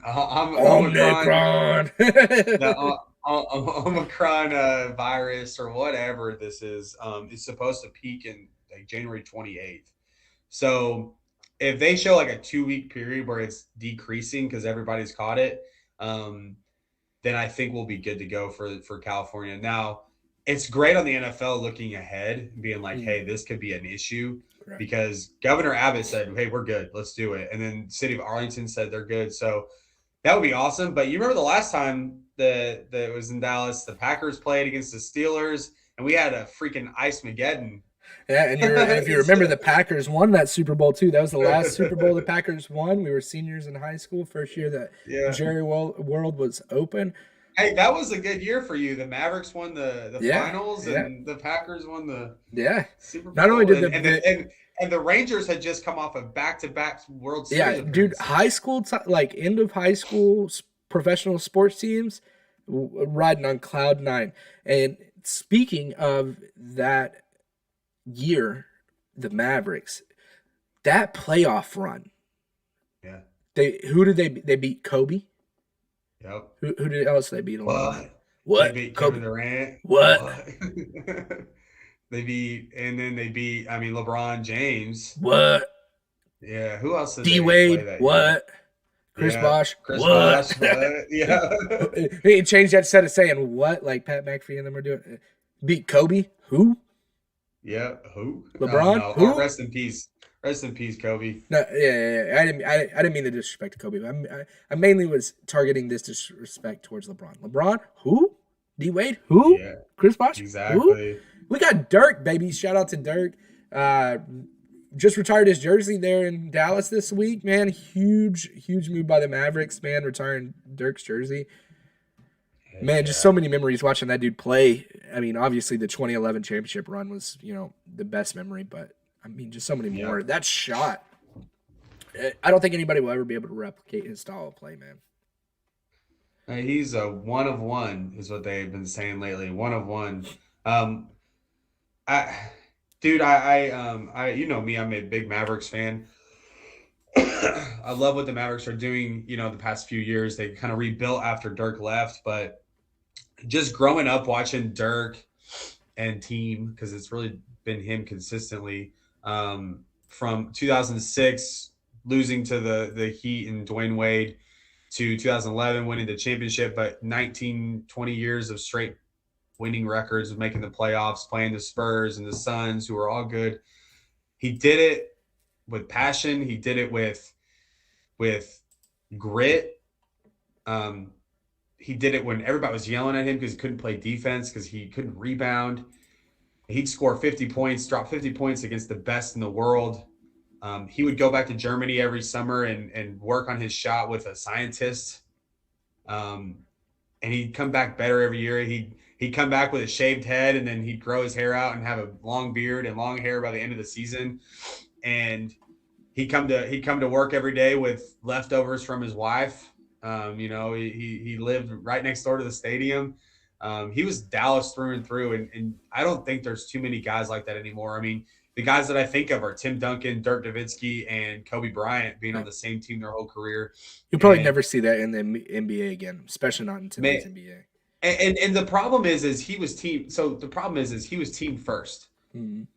He had problems. He knew he had problems at the beginning of his career, and he worked on it. Correct. Now, instead of that happening, people have problems. Instead of working on themselves, they say, trade me. I want to go play with another superstar because I can't win without a superstar. Well, Dirk proved that wrong. Correct. Because Dirk went, and it was old school versus new school. Old school mentality, we have a team that passes the ball, that shoots it when we need it, when we're open, and we get to the bucket and we win. And Dirk did that with Jason Terry, Jason Kidd, Peja Stojakovic. Jerry Stackhouse. He wasn't on that team. Oh, he wasn't on that team? He was on the team before. He was on the 06 team. Tyson Chandler, JJ Barea, those guys. He did that. I thought Stackhouse was on the team. No. Maybe he was. Maybe. He was on the 06. We had Damien, or not Damien, Devin Harris. Devin Harris on the squad too, right? He was there. No, he wasn't on that one. God damn it. He was on the first one. Darren This is why I don't talk about basketball much. I'll leave it up to you, bud. You keep going. I got you, man. You're doing good. Hey, everybody, AJ is the basketball expert, not me. I'm going to let him keep talking. No, but Shut up. I'm not an expert. I just love the Mavericks. But NBA. He did it against the super team. Yep. You remember that. It was correct. They were not one, not two, not three, not four. That whole rant that he did. Mm-hmm. And they drove it down their mouth. Let's go. They freaking hit him in the mouth and won. And with like it was like such an amazing experience watching them play. Yeah. Jason Terry hitting from the corner, Tyson Chandler rebounding, blocking, Jason Kidd out there playing as an old man. Jason, I mean, it was awesome. And they did a tribute the other night for him retiring his jersey, and then unveiled the statue. Okay, really cool statue, except it has him fading away, Dirk fading away, doing his thing. Mm-hmm. It's got a ball. But then it's got another ball on top of it. And then another ball on top of it, like kind of showing the beginning of the arc of the shot. Yeah. And it looks ridiculous. Like, what are you doing? Just put one ball. You're going to put so they built a... should have just put the ball swishing through the net, because that's all he did. No. All you need to do is just him fading away. You don't need 3 balls on there. But he did so they did a replica statue, right? Like a little baby one, to show them what the statue out front's going to look like. Gotcha. So they're finally building a statue for him, which they should have 2 statues outside of the AAC. Mike Modano, Dirk Nowitzki. 100%. I agree, 100%. Definitely on the Mike Modano. Dude, yeah. You go to Staples, or I'm sorry, rest in peace Staples. You go to Crypto. The Crypt. You've got all the Lakers greats. I think Kobe will eventually be out there. You got Shaq. You've got Magic, Kareem Abdul-Jabbar, Magic, Jerry West, and then you've got Wayne Gretzky, right? Mm-hmm. Yep. You got Wayne. I think that's the player that's. Yeah, it there should in be. front. You got Should Wayne be. He played for the Gretzky. Kings. Yeah, Wayne Gretzky out there as well. So you've got an homage to them winning the finals. I don't remember when Yeah. they won the finals, but they've got a statue of whatever with Correct. the they win the championship, which is Yeah. cool. It could be a number of The years. A's Wayne won a couple. the problem is with the AAC, in they say in 2030, which is not that far away, the Mavericks are supposed to move. Now I don't know if the Stars are moving with, Yeah. which I imagine they would, Sure. because it saves everybody money, but they're gonna have to move that statue, which is not a problem. I mean, they did that with Nolan Ryan. Yeah. The Nolan Ryan statue at the Rangers ballpark, so it wasn't too. Can I say, while we're on the topic of statues, did you ever see Pudge's statue? Oh my goodness. Let me find this real quick and I'm going to send it to you. Hold on. Is it bad? I think so. Fucking God. horrible. We should create a statue for Alex Rodriguez, and it should just be a money bag on fire. Because that's all he was the entire time he was here, Alex Rodriguez. Yes, 100%. And then on one arm he's just burning money, or in one hand he's burning money, and the other arm he's getting injected with steroids. Getting the needle. Let me see real quick. Let me get this. I remember the first Ranger game I went to. Alex Rodriguez was playing, and I got an Alex Rodriguez jersey because I thought that was cool. Boy. Classic. That t-shirt. It was a t-shirt jersey, so it wasn't that expensive. Here's the Pudge statue coming your way. Maybe coming your way. As soon as I can get it. Not a big fan of it. I think it looks bad. Just my opinion. But yeah, but getting back to Dirk. Oh, it's so blurry I can't see it. Yeah. Oh well, we'll move along then. We'll move along. But with Dirk, well deserved. Everybody loves him. He's a color commentator now, I believe. Is he? Or he's an analyst. I'm sorry. He does something for the Mavs too, doesn't he? Yeah. And then he said he wants to be a full-time mentor for Luka. That'd be great for Luka.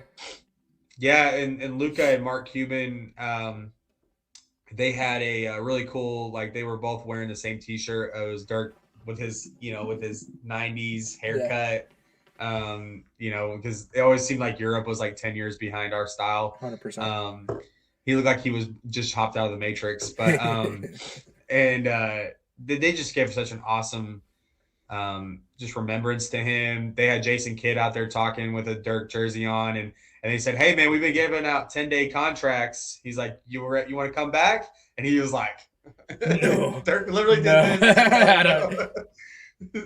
Yeah. So yeah, I thought that was pretty amazing. I didn't get Dirk to watch barely the game. made it through his last season, man. He was on such minute restriction. His ankles were so damn shot by that point. Well, me and you, we saw Dirk one of his last seasons playing. Remember, we went and watched him play, and he hit a pretty clutch shot too, little 3-point shot. That was when they played, I think, the Grizz that night or something like that. I want to say the Grizzly. That was good. That was a good game. But was that the same day that you threw your lucky coin down the stands?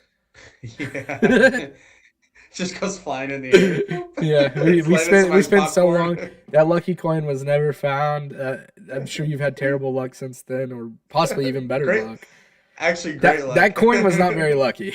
but yeah. Anyways, no, the whole just it was just amazing remembrance of him and just everything he's done he's my favorite athlete.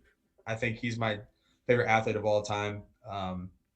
Just not just in Dallas, but in general. I grew up watching that dude every day and just seeing him put the work in, and a great mentor for kids, great role model for kids 100%. And whatnot. And it sucks not seeing it doesn't feel the same without seeing him play basketball. Yeah.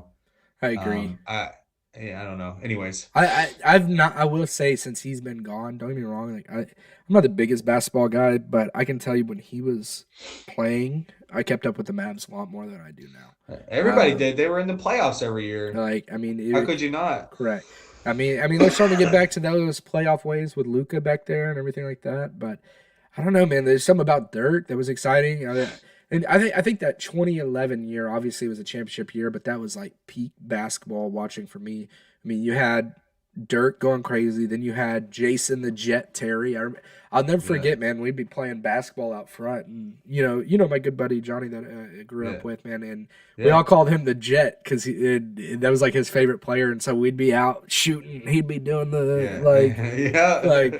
that. I mean, that was cool, The man. the That was corner really shot became cool. The corner three became yeah, cool yeah, then. it sure did. Yeah, I But miss that. I miss those days. uh, shout out to Dirk though, wonderful career. Super pumped that they retired his jersey, well deserved. Yep, And hopefully we get another player like him through Luca that we can eventually maybe retire jersey for one day. yep. I just don't think you're ever going to see it again though, where a player stays with his team the entire way. I think the only realistic possibility of that would be maybe a Luca, because I think the only way you're going to see that is with like a European player. I don't think you're going to see that again with an Well, American-born player because if they Damian Lillard. true, he may be one of the few. Then he may be the next. Damian Lillard may be the next. I feel like with But I mean, most but American-born players though, that sense of team is no longer ingrained in their head from the days of AAU basketball all the way yep. up. I It's was gonna all say, about hey, me. It's all about yep. who's going to make the most points and who's going to win the game for the team. Not hey, I remember when we were growing up playing, it was hey, I want 2 passes before you shoot the ball.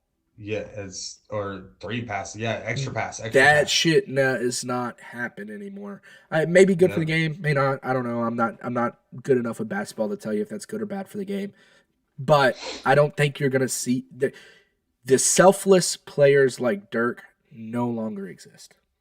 yeah, I agree with that. Except for maybe That's Damian Lillard. But even then, and there's been rumors in the past couple off seasons of him with potential moves. Right? Yeah, I feel like I've heard well, they're that. just so bad. That's the problem. Yeah, It's like with Dirk, the Mavericks tried to help him out. correct. I You mean, at know, one point we had Steve Nash. yeah, That man, that and that was fun. I love Steve Nash. Like everybody talks about Dirk. I think one of my favorite players in Mavericks history has got to be Steve Nash, and I think the reason why I like him so much is because I could relate to him. He's short, he's shifty, he's small. Like if I were to be a basketball player, he'd be everything I'd want to be because obviously I can't replicate what Dirk is. I'm not that fucking tall. well, but the thing about now is these players they get these super max contracts. So they play for 4 or 5 years on a contract that's like upwards of 250 to $300 million, and it eats their salary cap. So the team can yeah, they can sign these dudes, but they can it's hard for them to get another player. Correct. Um and if you're not teaming up like like the Nets did, then I don't know how you're gonna win. Um and the Lakers try to do it, but they did it the opposite way with a bunch of old farts and they suck. So Yeah. but the Nets are the epitome of what is horrible about NBA basketball right now. It's like and Kyrie's been balling out since he came back, but like Kyrie, Kevin Durant, James Harden, Blake Griffin, all on the same team, that shouldn't even be legal. Yeah. Now I haven't been keeping up. You said Kyrie came back. When did he come back? Recently or like? Yeah, like this past week or So two is he weeks. vaccinated now, or did No. he's still on that hill of I'm not doing this so shit? so the whole thing with Kyrie was the beginning of the season. He's like, I'm not getting vaccinated. We get it. Cool. Everybody made a big hoopla about it. You're not playing for your team or whatever. He's like, cool. I just don't want to get vaccinated. I don't feel comfortable doing it. Right. America, you have a choice, right? Sure. Well, he can't play in New York, So he's only right? playing road games right now, right? Well, yeah, he can't play in New York. So there's two teams that you play in New York. It's New York Knicks and New York and the Brooklyn Nets. So um, he can't play there because of the restrictions. You have to be vaccinated to go into the stadium. And at the beginning of the season, the team told him that he cannot be a part-time player. You have to play the whole time. Well, I don't know what changed, but recently they allowed him to be a part-time player, and when he plays, he balls out. Yep. And Dude, the that shit's so and wild to the me. and the media, and what's funny is the media keeps pressing like Kevin Durant. They're like, what do you think about him not being vaccinated? And he goes, I can't tell a grown man not to get vaccinated. That's his body. He keeps saying that, and they keep asking him about it. They're looking for that sound clip, man. They're looking for him to be like, no, Kyrie's being selfish. He needs to do it. And then what they're going to do is they're going to then run with two different narratives. One is the narrative of Kyrie being selfish. They're already running with that one, obviously. But then the second one would be like, turmoil amongst the team because he's not vaccinated. Because that is the one thing that I feel like they were trying to do the most with Aaron Rodgers' incident with it is, he lied to the team. And then all the team came out and like, no, he fucking didn't. He's been following all the protocols. Like that, and Rodgers even attributed that to that's why he has been able to get even closer with Allen Lazard this year because they're both not vaccinated. Therefore, they're spending a lot of time around each other because they have to test every day, they have to do all this every day now. And so they're constantly being around each other. That will help with that. Yeah, but I would feel safer around those guys than anybody else. They're getting tested every day. Yeah, like no, he's not. Like a vaccinated guy like me, I got it, and And who knows how long you actually had it for? You didn't, you could have had it for a week before you realized the symptoms there, and that's the same thing with these unvaccinated people. Like, the whole protocol is insane to me. Like, don't get me wrong, I'm all for like you want to keep everybody safe and everything like that. But the problem is and we're getting off sports here, and I'll move back to it. I don't want to, get us off into murky waters, man. But at this point, like the league's just politically posturing at this point. You know what I mean? Like, 100%. It makes no sense. But moving on, we'll circle back to the league now. Moving back in again. Wonderful career from Derek, fucking best player to ever do it in Mavericks history. One of the best to ever do it in NBA history. Moving back though to the NFL for this week. All right, we gotta break down some of our games to watch, and then we're gonna get into some playoffs, and then we'll get up out of it here for today. Obviously, last night, before we go into games to watch for today, let's talk about yesterday's games. Last night, the Cowboys come out and they put it absolutely on the Eagles. Now, the Eagles didn't have Jalen Hurts, but they did have Gardner Minshew, who, let's not forget, did win a fucking game this year. Okay? Yep. So it's not like they got a pushover sitting back there. Yeah, at quarterback. He's good. He has started in the NFL before. Granted for the Jaguars. But he still played. He's a good player. He's not a dud. They didn't have Minshew madness for no reason. In Jacksonville a year or two ago. But Cowboys come in, they absolutely dog walk them. 51-26 final score. Hell of a bounce back game for them from the Cardinals, right? 25-22 Cardinals lost this week. This week they come in 51-26, sweep the East, the least, shall I say? They sweep them, and hell of a season so far for the Cowboys. Man, what are your takeaways from this game? Like, as a Cowboys fan, I'm sure you're excited about that win. As a Cowboys hater, I can tell you so much on why that win is bullshit. But let's hear why you're excited. I think it was just good for the Cowboys. Like, I wasn't really hyped about this game. Like, I didn't even watch the entire game. Sure. I watched the majority of it, but at the end there, it was kind of like, okay, cool. But it was good to see the Cowboys flow in an offensive rhythm. Yeah. A lot of key players were not playing. Micah Parsons was out. Trayvon Diggs was out. So you can say the same about both teams. Sure. Now the Eagles were missing like a key in their secondary. They're missing Jalen Hurts. They're missing a few players, but they had all the receivers, all that kind of stuff. The Cowboys are also, got some injury things too. Like Tyron Smith wasn't playing. Michael Gallup is out for the season. He popped his knee last week against the Cardinals. But it was really good to see Dak get in a rhythm. He made really good throws. I think that was the difference of the past few weeks is Dak has just missed a little bit, just a little bit. And this last week, he looked like he was in his rhythm. He was throwing to Cedric Wilson, which was nice to see. He was throwing to Amari Cooper. I think the biggest thing you can take away from that is you gave Cedric Wilson another big reps with the offensive first starting team, but you also gave Dak those mental reps of building confidence for the postseason.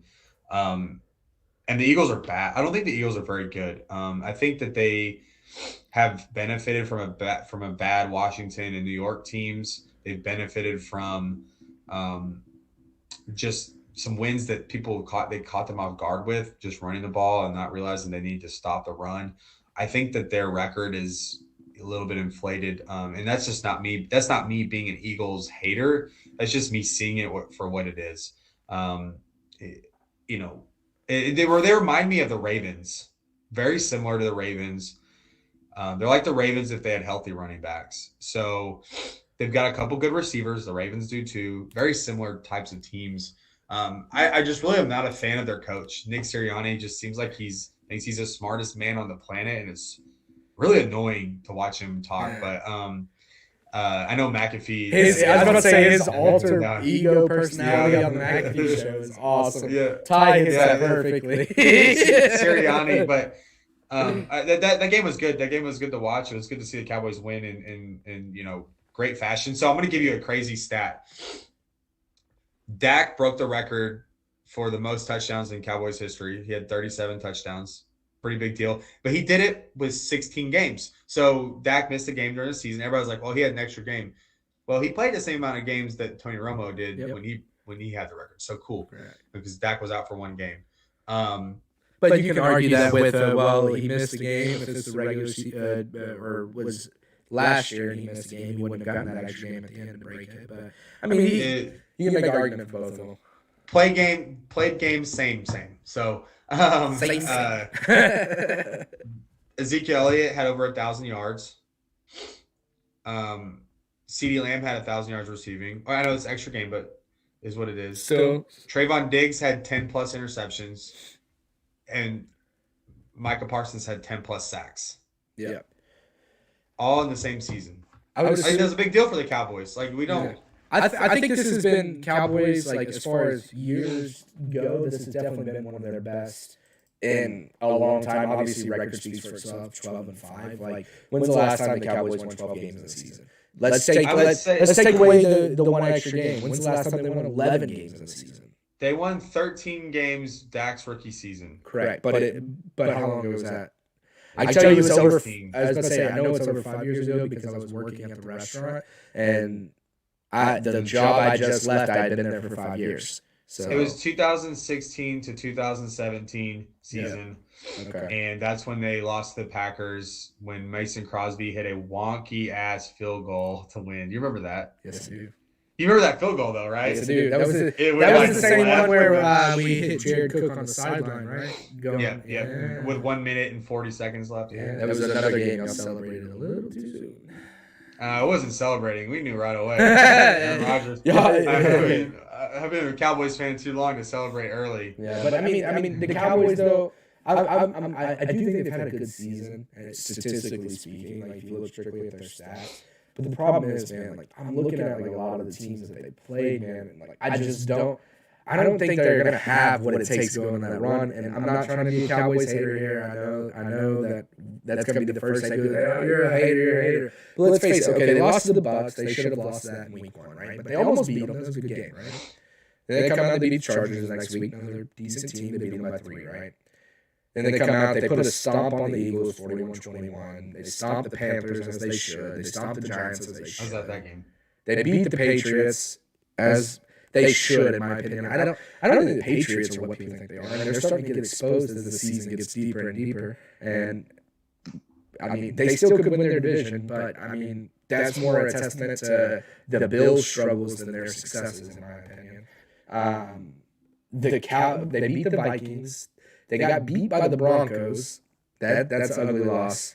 I mean, they lost to the Chiefs when the Chiefs were struggling. Chiefs were turning it around. They were turning it around. That was kind of like the Cowboy game was the game they turned it around. That was their turnaround point. They lost 36-33 to a spiraling Raiders team. The Raiders are still in playoff contention now. Yeah, but Neil off. But it's speaking of the Raiders, that's crazy that they managed to do that. They beat Saints, beat the Washington football team. But, man, when they've played good teams, they've not been able to pull it off, man. Like, they played the Cardinals, they lose 25-22. And that's only – and the only reason that game was close because the Cardinals started putting it on cruise control at the end and started snoozing. And then the Raiders, they lost them by 3. I think they should beat the Raiders. Yeah, in overtime. I don't even think that the game should go to overtime. They need to beat the Raiders there. I agree. The Bucks, I mean, I'll give them credit for that game. That was a fucking good game in week 1 that they had. And then it's week 1 coming out of the offseason and everything like that. And Dak was just coming off injury at that point too. But it seems like every time they've played like a somewhat above 500 team, they've struggled, man. So if you go up by playoff teams, they beat the Eagles twice.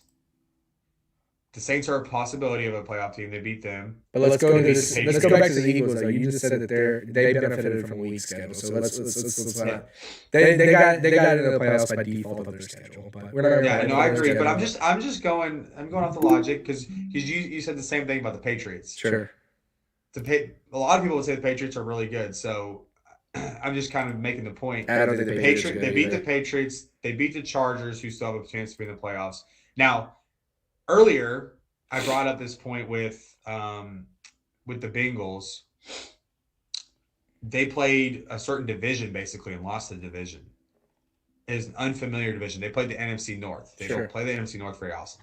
Well, the Cowboys did the same thing this year. The Cowboys, half of their losses come from the West, or all 4 of their losses come from the West of the AFC. No, they beat Chiefs, the Chargers. No. Oh yeah, they did beat the Cowboys. Sorry, 3. So they beat 3. They lost 3 of their 5 losses came from the AFC West. Okay. Chiefs, Raiders, Broncos. The Broncos was the worst loss out of all of those. They looked miserable. They came back the next week and killed. I don't even remember who they played, but they destroyed them the next week. Yeah. And then they lost to the Chiefs. They didn't lose to the Chiefs very badly. They struggled at the beginning, but they got it together. And then they lost to the Raiders on Thanksgiving. That was a tough game to watch. Totally understand. That was hard to watch on Thanksgiving. And then the Cardinals last week, yeah, totally 100% agree with that. That was a game they were not in the entire time. They decided at the end of the game, Dak kind of came alive and was actually throwing the ball good. Their problem is they don't run the ball enough, and they get a 2-yard or 1-yard gain and they stop running the ball. Yeah. They go away from the run, but they've got Zeke Elliott in the backfield, which makes no sense. Well, they've got Zeke Elliott and Tony Pollard didn't play this week, but they got Zeke Elliott and Tony Pollard. Sure. You've got to get the game going. You don't have to get the game started with running. You can throw short passes, but you have to be consistent with running. You have to make the defense think you could run it here. So they play you with respect. They bring people into the box, and it allows your receivers to not be double covered and be open. Correct. I'm looking at the potential for the Cowboys on like what we're looking at for a possible first round matchup for them next week, right? Most likely the Cardinals is who we're going to play. Yeah. So so that division's still up for grabs right now. The NFC West and the Cardinals. I picked the Cardinals. Every scenario it looks like is the Cardinals. Yeah, probably going to be the Cardinals. If not the Cardinals, you're maybe looking at the Rams if the Cardinals squeak out a division win today. Right. Well, it depends on what seed they are. So the Cowboys, if the Cowboys are a 4 seed, they're going to play the 5 seed. Yeah, they'll play the best wild card team, basically. Yeah. So but if they're the 2 or 3 seed, they'll play the 6 or 7 seed. So I don't see them getting the 2 seed because that's going to require a Bucs loss today, and the Bucs play the Panthers. I mean, crazier things have happened, but I don't foresee that happening. I think the Bucs are going to lock in that 2 seed. If not them, it's going to if the Rams win, they could potentially lock it in. The only way the Cowboys, no, because the Cardinals now hold the tiebreaker over them with that week. That they should ideally end up in the 4th seed. Well, so the tiebreaker is not the head-to-head. It's not. It's Okay. the division record. Gotcha. Okay, so then they would hold that over. So they would then have the 3 seed if the Cardinals get up. I'm trying to see. It doesn't give me a division record on here, bitches. But the Cowboys are 6-0 in the division. Well, yeah, I know they are. I'm trying to look at the Rams and Cardinals. The Cowboys were easy to figure out. They swept their division. Nevertheless, though, they're looking at probably Rams or Cardinals as a play. If not, if probably more so looking at the Cardinals because who do the Rams got today on their schedule? They've got. They got the 49ers. That's a tough game for the Rams. That could be a tough game. The 49ers are looking to win to get in, and then the Rams are looking to win to close out the division. That's going to be a good game today. the Cardinals play the Seahawks, so that's never a guarantee. Everybody talks about they're dead in the water, but that's a rivalry game. They're so, gonna beat the shit out of the Seahawks, bro.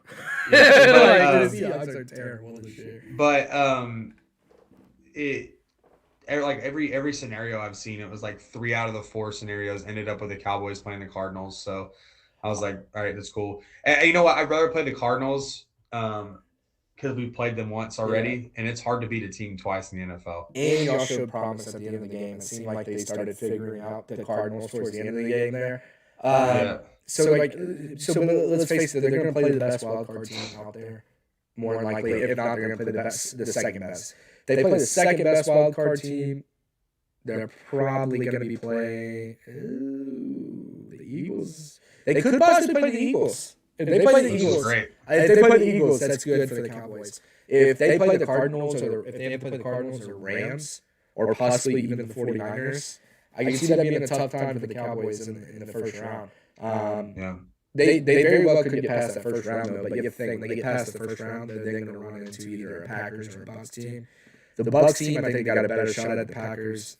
To be honest with you, I would like to see the Packers and Cowboys in the NFC Championship game together. Somehow, that would be awesome. If they could end up, I just want to see us make it there. Like, I would just like to do that. That would be the only time that I wish the Packers would not have home field advantage, so that way you and I could fucking pop over to Dallas and, if not, go spend $1,000 on tickets. At least tailgate it. Do something exactly. like that. Watch it on the screen outside. Something like that. But I don't know, man. I'm not sold completely on the Cowboys. I think they're, to your point, the losses are outside of the division. I think their losses are bad losses, though, other than the Cardinals' loss. It's every given Sunday, and I think it's a new season now. It's the playoffs. So, all right, let's go. Games to watch today. Since let's look over and see there. Obviously, there's not a lot of stuff at stake today for people playing. A lot of the spots are Colts, Jaguars. Colts, Jags for sure, because that could ensue that kneel off that we were talking about earlier. Well, the thing about the Colts, Jaguars is the Colts haven't won in Jacksonville in a long time. Yeah, and if they win, they're in Jacksonville. If they win, they're in. So, and then what's really interesting to me today is the Steelers and Ravens game. If you look at the standings, Steelers 8-7-1, Ravens 8-8. If the Ravens want any shot to make the playoffs, the Jags are going to have to beat the Colts, which, to your point, Colts haven't won in Jacksonville. And then on top of that, they would then have to beat the Steelers because the Steelers had that tie, so they got that half-game advantage on them. But the reason why I like this is because Big Ben still could make the playoffs this year. It is very much a possibility. If the Colts lose, the Chargers and Raiders, one of them's got to win.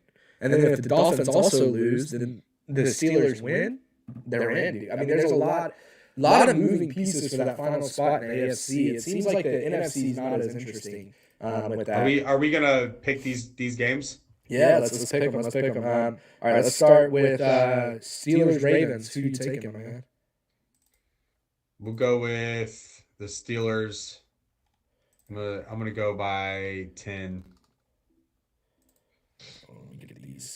I gotta log this as we're going. We're a small production, folks. I gotta log this shit. We gotta produce it, do it all at the same time. It is what it is. What do you got? Bear with me 1 second. I'm gonna put this notepad on your screen so people can kind of see it as I'm typing. So, all right, we got Steelers at the Ravens. You said who? Steelers by 10. By 10. Who is Lamar playing? That's the real question. Does Lamar play today? Even if he plays today or doesn't play, dude, the backup for him has been playing good. I'm going to take the Ravens, man. I like the Ravens here. I like the Ravens. I'm going to say Ravens by 7. Right? So, by 7. Cool. All right, hold on. I'm going to get to the next game here. The recipe is TJ Watt, Najee Harris for the win.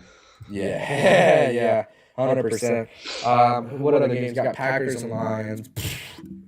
Nobody cares about the game. The Packers don't really care about that game. I mean, so this is the thing that sucks right here is like you got to make the decision as a Packers team.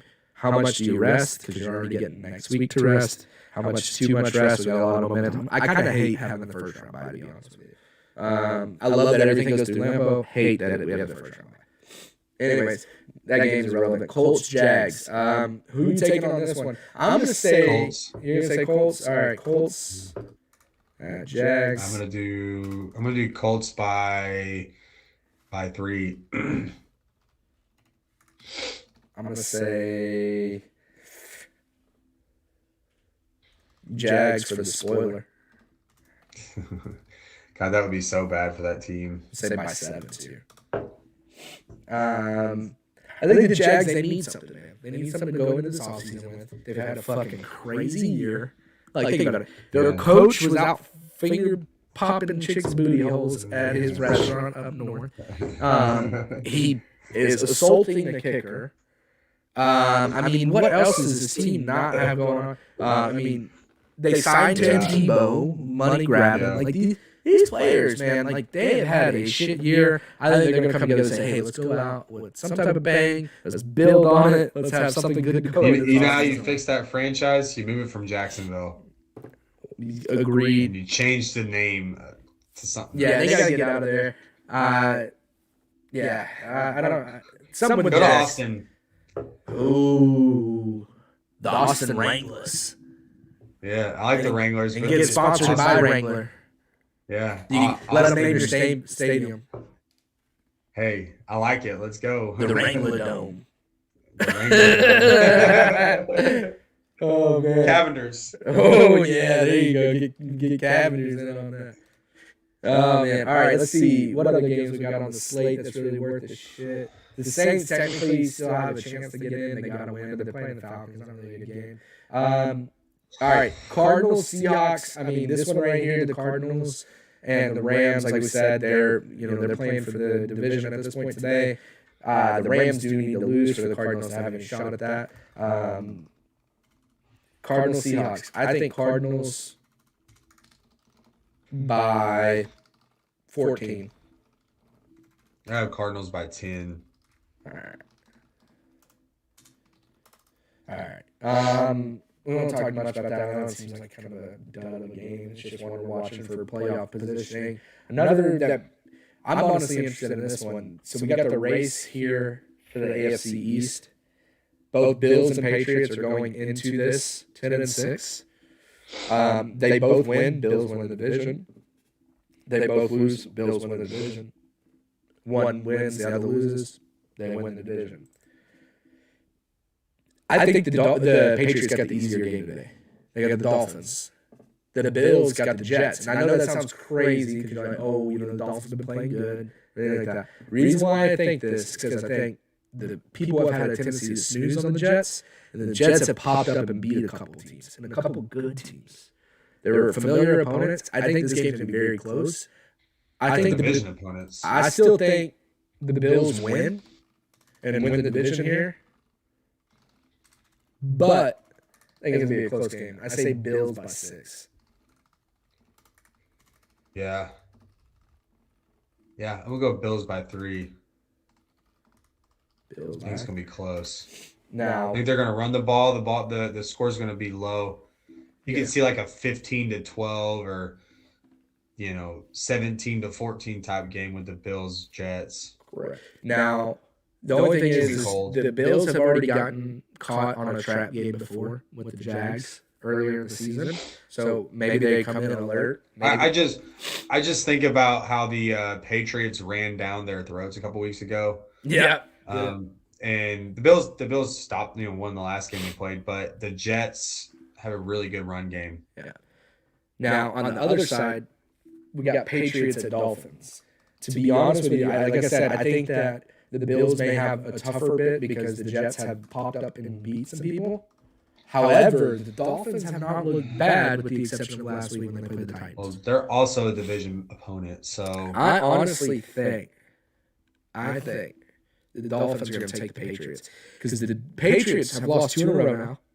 I think they're getting exposed. I don't think Mac Jones is hyped up like everybody thinks he is, right?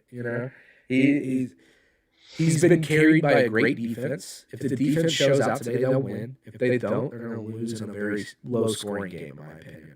I'm going to call the Dolphins by 3, and I don't think either team scores more than 20 points. No, that game is going to be hard to call. I'm going to call Patriots. We'll do Patriots by 10.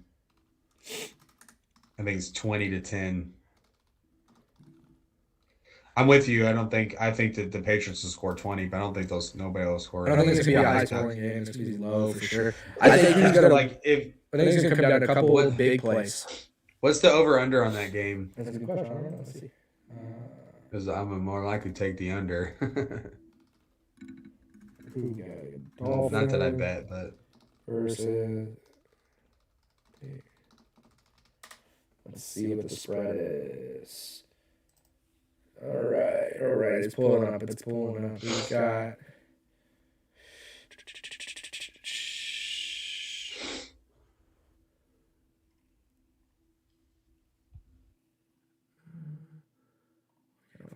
Okay. Here we go. All right. Point spread. Patriots are favored by 6.5. Over-under's 39.5 points. I'm hammering that under for sure. Under. There's no way they're getting 39 points in this game. This is going to be, I agree. At most, they're going to score 30 points as a total, probably 30 to 35. Yeah. I'm with you on the under on that one.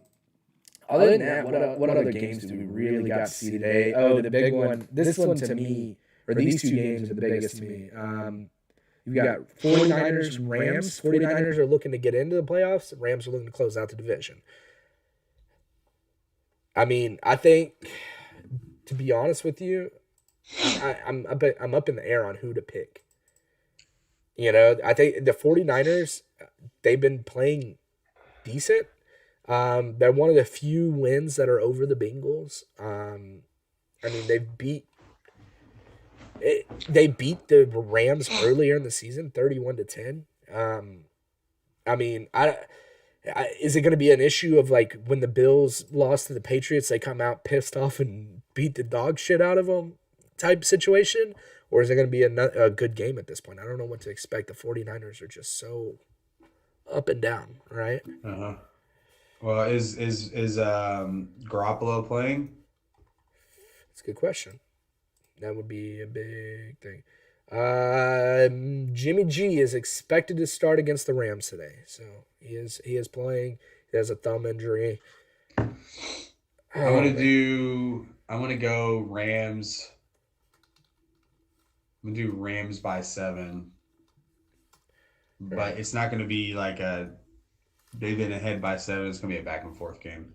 Okay, this is gonna be my call. I'm gonna go the opposite with you just to have some fun with it. I was leaning towards the Rams, but honestly, man, I think that this one could go either way. I'm going to say 49ers by 3, and I think it's because I think the 49ers, while the Rams are playing to win their division, which is a lot to play for, I think the 49ers are playing to keep their season going. Yeah. I think keeping your season going is you're going to be playing for more there than you are to win the division. Don't get me wrong, everybody wants to win their division and at least get one home game in the playoffs, right? That being said, though, the 49ers are fighting to stay alive. They got Jimmy G playing.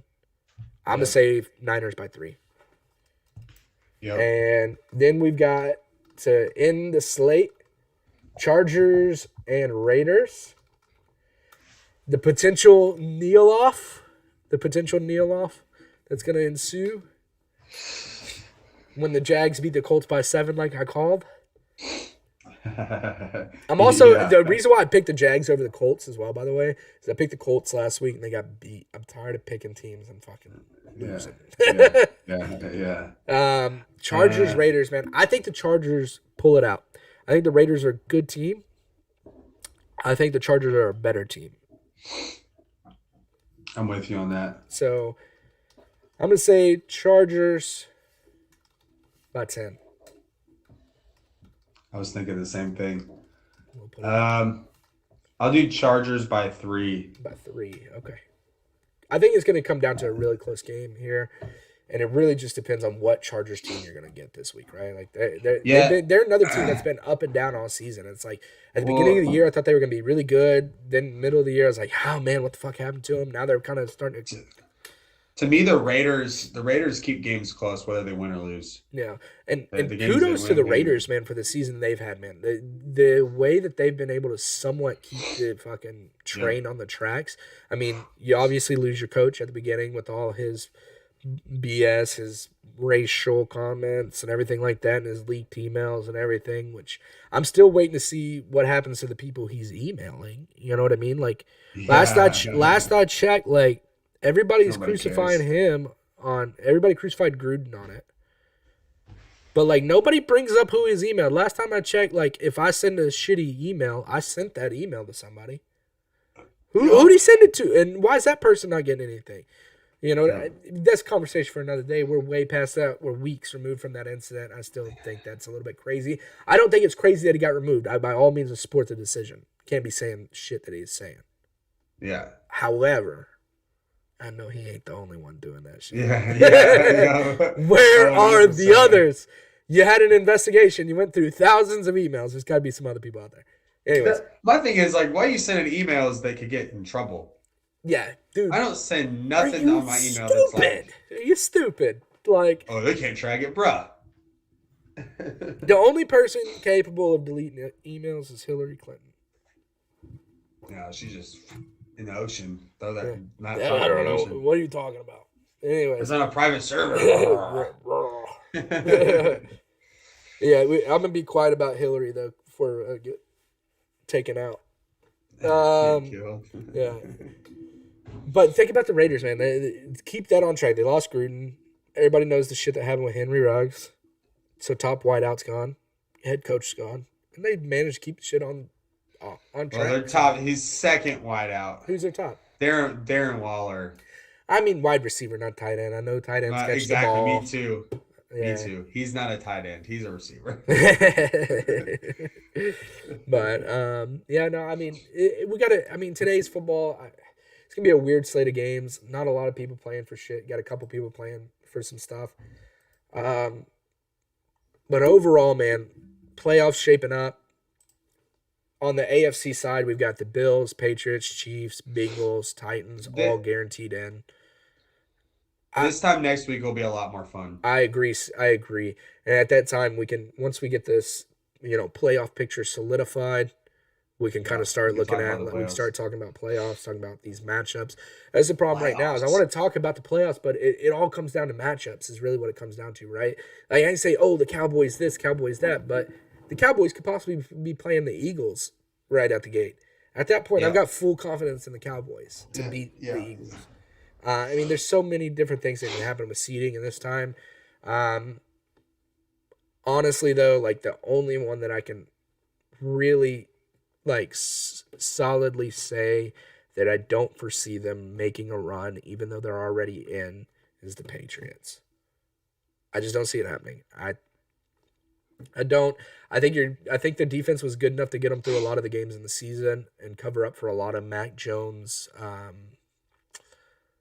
I don't know the correct word, so I'm just gonna say rookiness. His rookiness, like his, like he's still a young quarterback.